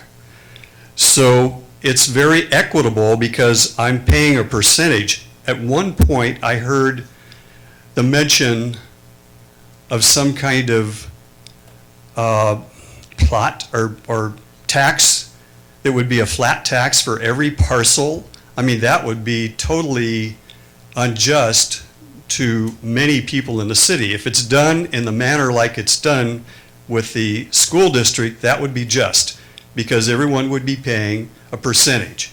I'm paying a percentage to the different bonds that are out there. That's just. But if I'm paying the same amount, or the people who have $1 million home on the northeast side versus my $200,000 home, that's not just. So I just want to make sure that when we figure this out, when it goes to vote, that this is just to all citizens in Turlock. That's a major concern of mine.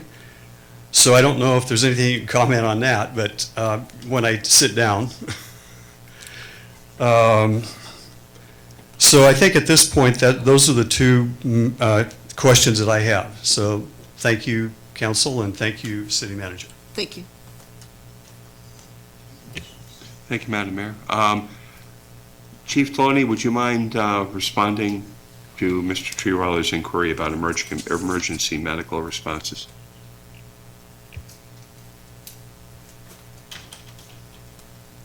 Is the question who pays for AMR? That's a private business, and I believe the insurance covers a lot of that, but we're public and that's a private enterprise. So it's two separate things. They don't collect taxes. They have to have money to operate, so. They bill you, they send you a bill. Yes, they send you directly. Chief, don't you guys get subsidized a little bit through the county if you show up or something for? Well, we do. We do get, for like DUIs, we get some money for that. There's a collision or an accident. We do get part of that. And if we jump, whether it's one firefighter, two firefighters, jump in an AMR ambulance to assist them, we do get money back from them. So at the end of the year, we do collect some monies. Thank you. Is there another question? We got both of your questions, correct? Milt? Oh, a flat fee? We're not even at the T word. Okay, again, it's a three-letter word. I would not use a three-letter word when a 12-letter word could do, Milt. And we will, again, staff will return with a re-presentation of any revenue strategies the council wishes to consider. You've been here. You've seen Kelly put them up there before. We did it in August. I think we did it in March. You know, we keep going back to the well. Their city staff is well aware of the options that are available, and we await the summons of council on that point. Okay, anyone else in the public wishing to, Mr. Puffer? You look like you need to stretch your legs.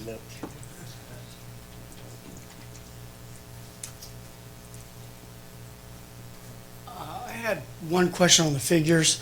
On the fiscal year 2019 actual 5/24/19, at the very bottom, it says there's revenues of $26,444,522. What is the fiscal 2019 actual? And the reason I ask is because right next to it is the fiscal year 2020 financial revised. Sure. That's showing revenues of $40,746,000. I'm confused as to why there's $14 million difference. Is that your only question? Well, I have a statement after that. Okay, go ahead.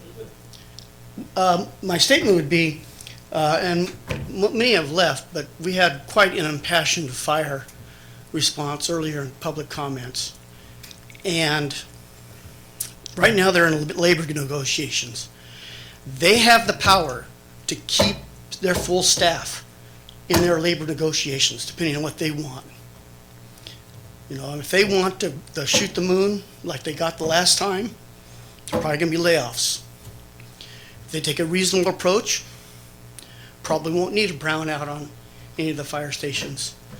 And to a certain degree, the same thing goes with police. Thank you. Okay, the one thing you can cover, would you be willing to share that part? Yeah, and actually, I'll take the second part of that question first, to the extent that, and Tom, you hit me with the taser. There are some solutions that are within our ability to accomplish on our side. There are others that require cooperation. Okay. Now, Mr. Puffer, with respect to the columns, let's kind of walk across the columns. So you're good. You got a front row seat for this. Okay, all the way to the left is the 2016 actual, and that's a hard number. 17 actual. Okay, the 18 actual. Now we get to the fun stuff. The 19 adopted, all right? That was before they put in all of the extra expenditures, right? And if you look down the bottom, that was almost in balance straight up. It was $68,855. And they had 39 million budgeted in revenue and 39 million budgeted in expenses.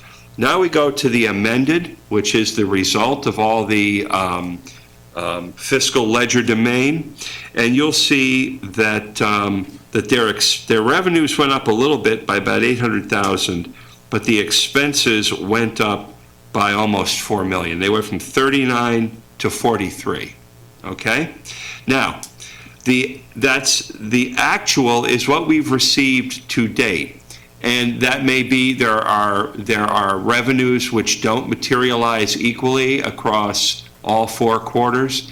This may be in some cases where revenues are coming to us in arrears. We've gone through the budget with all of the departments at our mid-year period and verified that, yeah, we're going to get this revenue. So the 26 million in revenues that's been received will it'll ultimately come to the 40. So when the fin rev, and I apologize that I didn't have a whole lot of column space, that was essentially the requests by the departments as screened by the finance department to make sure that for things like general fund revenues and insurance, that all the right numbers were in. Okay, that's where we get the 4,397,000. That was the deficit we started out with. So 40 million in revenues is just a little bit more than the amended 40 million in revenues that we had budgeted in the amended version. And I think, Kelly, that was after we took the extra look at the sales tax and the property tax revenues, right? When you did that adjustment at council? Yes. Okay. Yeah. So we're pretty hard on the revenue figures. We expect they're going to materialize, but that's why you see a 26 next to a 40. The 26 is just kind of, this is where we are right now, and the 40 that's in there under the finance review and the recommended, those I think are that's a pretty conservative estimate. Anyone else in public? Again? And so everybody watching at home has to hear your name. Ken Lewis from District 1, Nicole Larson's district. So someone in the crowd told me that, I don't know if this is gossip or if this has been confirmed, that 3 vacant police officers will not be hired according to this budget. And I would just like to say that we're in a crime wave right now. Things are getting worse, not getting better. If there's numbers that show that crime is going down, it's because they're changing the parameters of what constitutes crime. So I just hope that the city council would reconsider their position to stop hiring more police officers, because I think we need them now more than ever. Thank you. Anyone else? Madam Mayor? Yes, sir. I apologize for stepping on your good lines. No. But I'd just like to be clear on something. We're at a point in time right now where speculation seems to replace facts, and I appreciate Mr. Lewis for bringing that up and being candid about it. What I can tell you is that what comes out of the manager's office, what appears on the agenda, that's objective, that's truth. And if I know and I can tell you, I will. If I know and I have to wait to tell you, I'll let you know that, like I did just a little while ago to say I've got to wait for the collective bargaining process to work. If you don't hear it from the city administration, take it with a grain of salt. Ask me. Ask your department head. We're not hiding stuff, but there are some things where there's a process to it. We will let you know everything we can as soon as we can. Thank you. Okay, anyone else in public? Paul?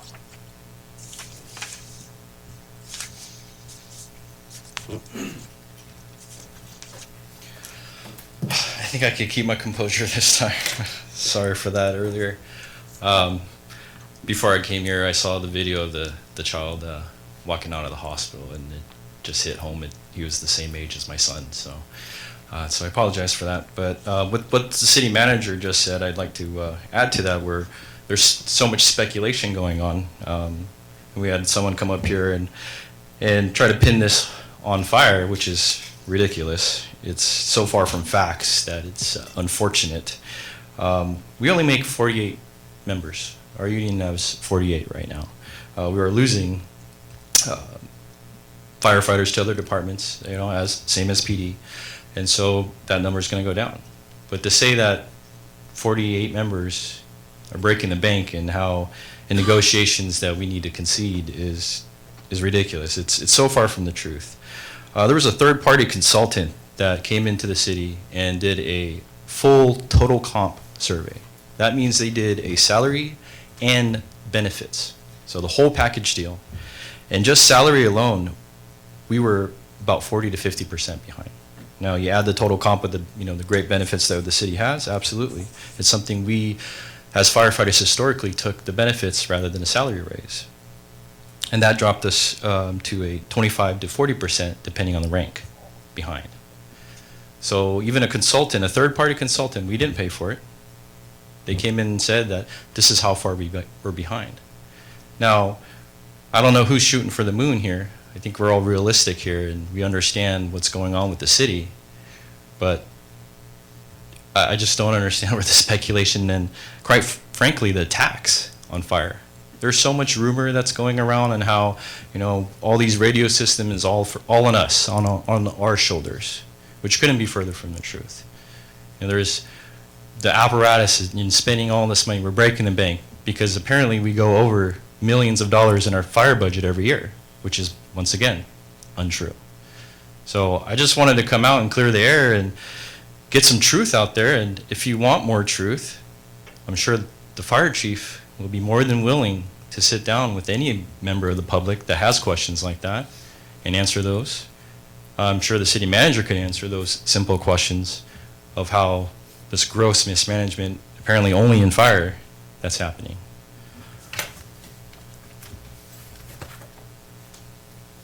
I think what troubles me that a lot of us weren't here in 2008, and I think that suppression line firefighters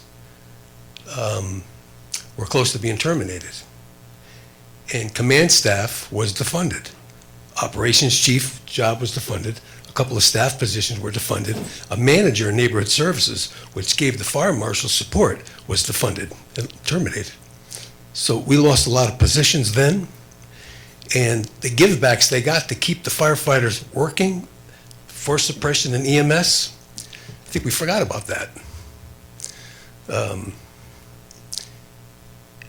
I just, maybe so much time has passed, but zero raises, and the last monies they did get was to make them whole again.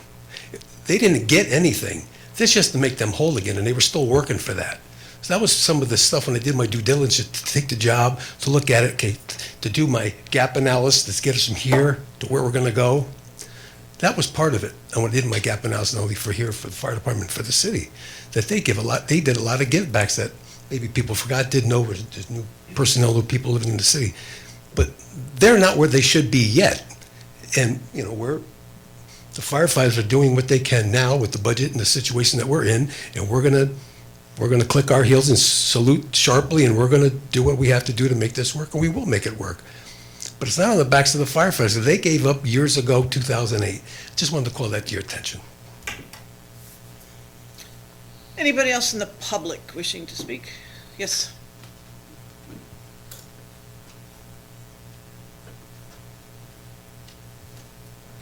Matt Campos, Turlock Fire.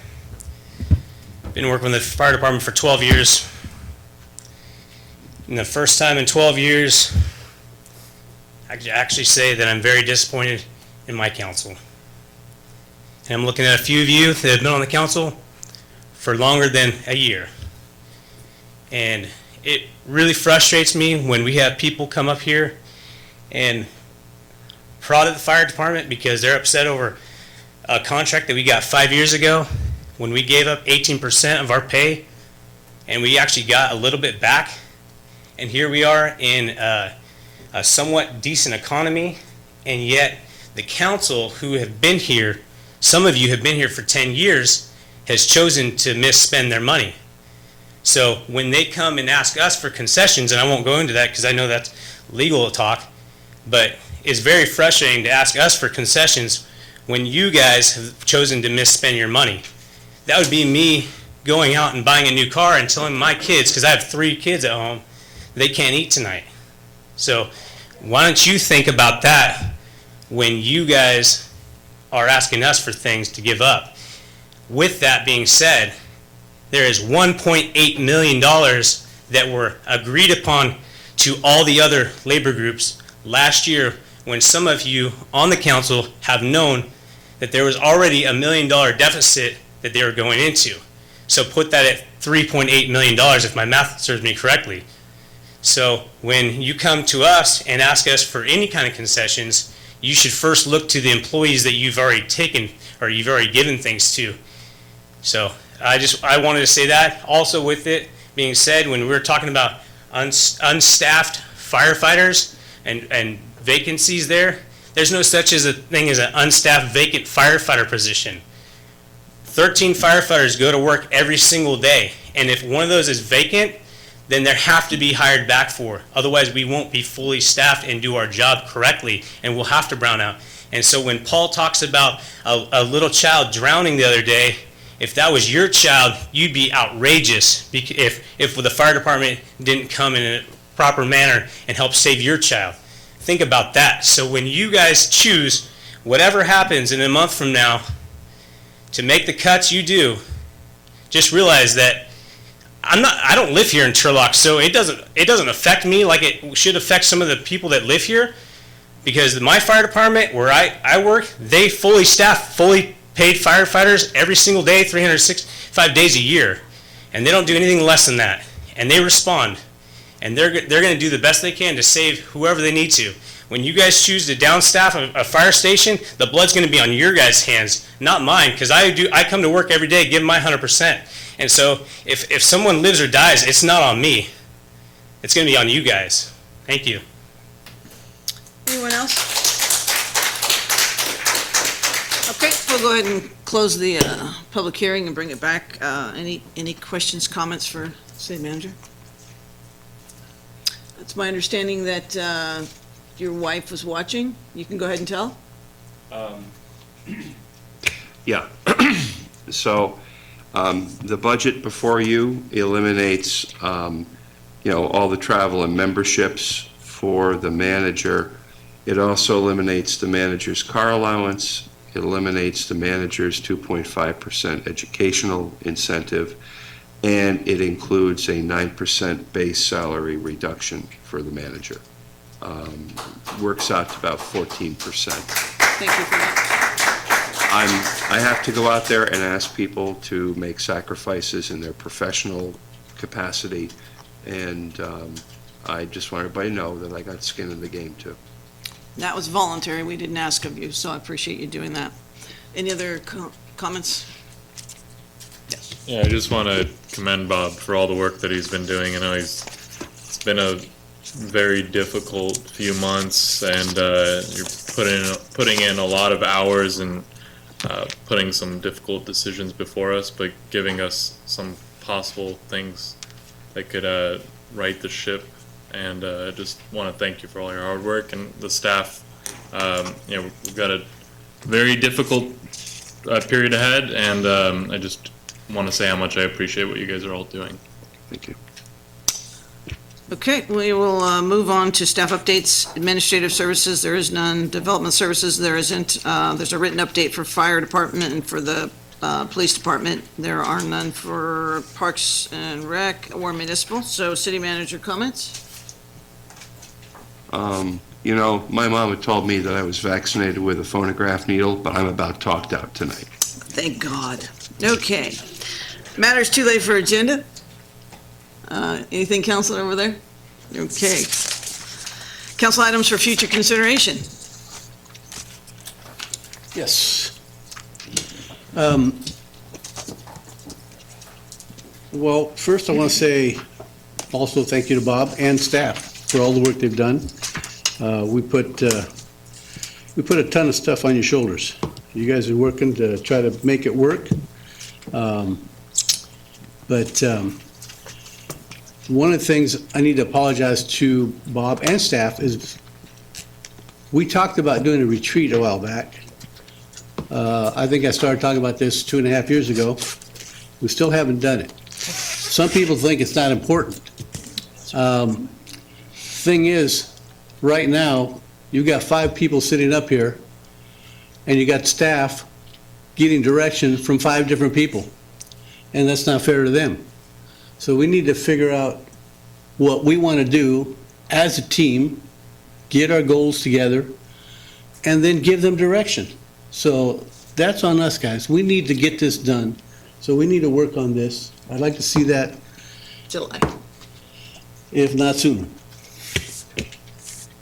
There's not, if I might, there's not a lot of time to waste. As I said, all this work that we've done, we're just organizing for the bigger work that's ahead.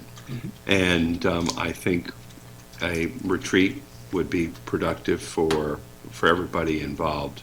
And I'll leave that, I've had some ideas from council, and I would leave the details to your good offices for the time being, and once you decide what you want to do, I'll do everything I can to make it happen. Any other things? Yeah, one of the things that has been mentioned a lot, it's like a smaller item that I would like to see revisited at some point, is the restrictions on food trucks in the downtown area. I know that we talk about like economic opportunities and reviewing that. There's not that many restaurants open after the bars let up downtown. There's a plethora of examples of cities that use that business to drive new revenue into the city. You just have to look at the city of Modesto, and they're helping facilitate the expansion of that space. And I think it'd be really good for us to revisit why that was originally introduced and whether or not it needs to be reconsidered. Anybody else? I also want to take a second to thank our city manager, Bob, and department heads for going through this budgeting process. I've had the absolute luxury of being able to watch a lot of you, of the department heads, work with their staff. I know how much you care about every single one of them and the jobs you do, and how it's close to your heart rather than just a job you go to 9 to 5. Because I know for a fact you guys stay here a lot later than 9 to 5, as it is. But to our public safety chiefs as well, and to every person that has boots on the ground in making our city a better place. I know it always happens when it comes to hard budgeting times when we're dealing with a deficit. We ask people to do more with less, and from someone who's sitting up here and during the first time of going through a budget process, the amount of service and the amount of dedication, the service that you want to provide for our citizens is amazing. And the personal standard that we have for our city is something that I think we're all so dedicated to. And I want to thank our department heads and Bob and our chiefs for making sure that message has been very consistent to the point we are now and will continue to be so. So thank you. Okay, motion to adjourn?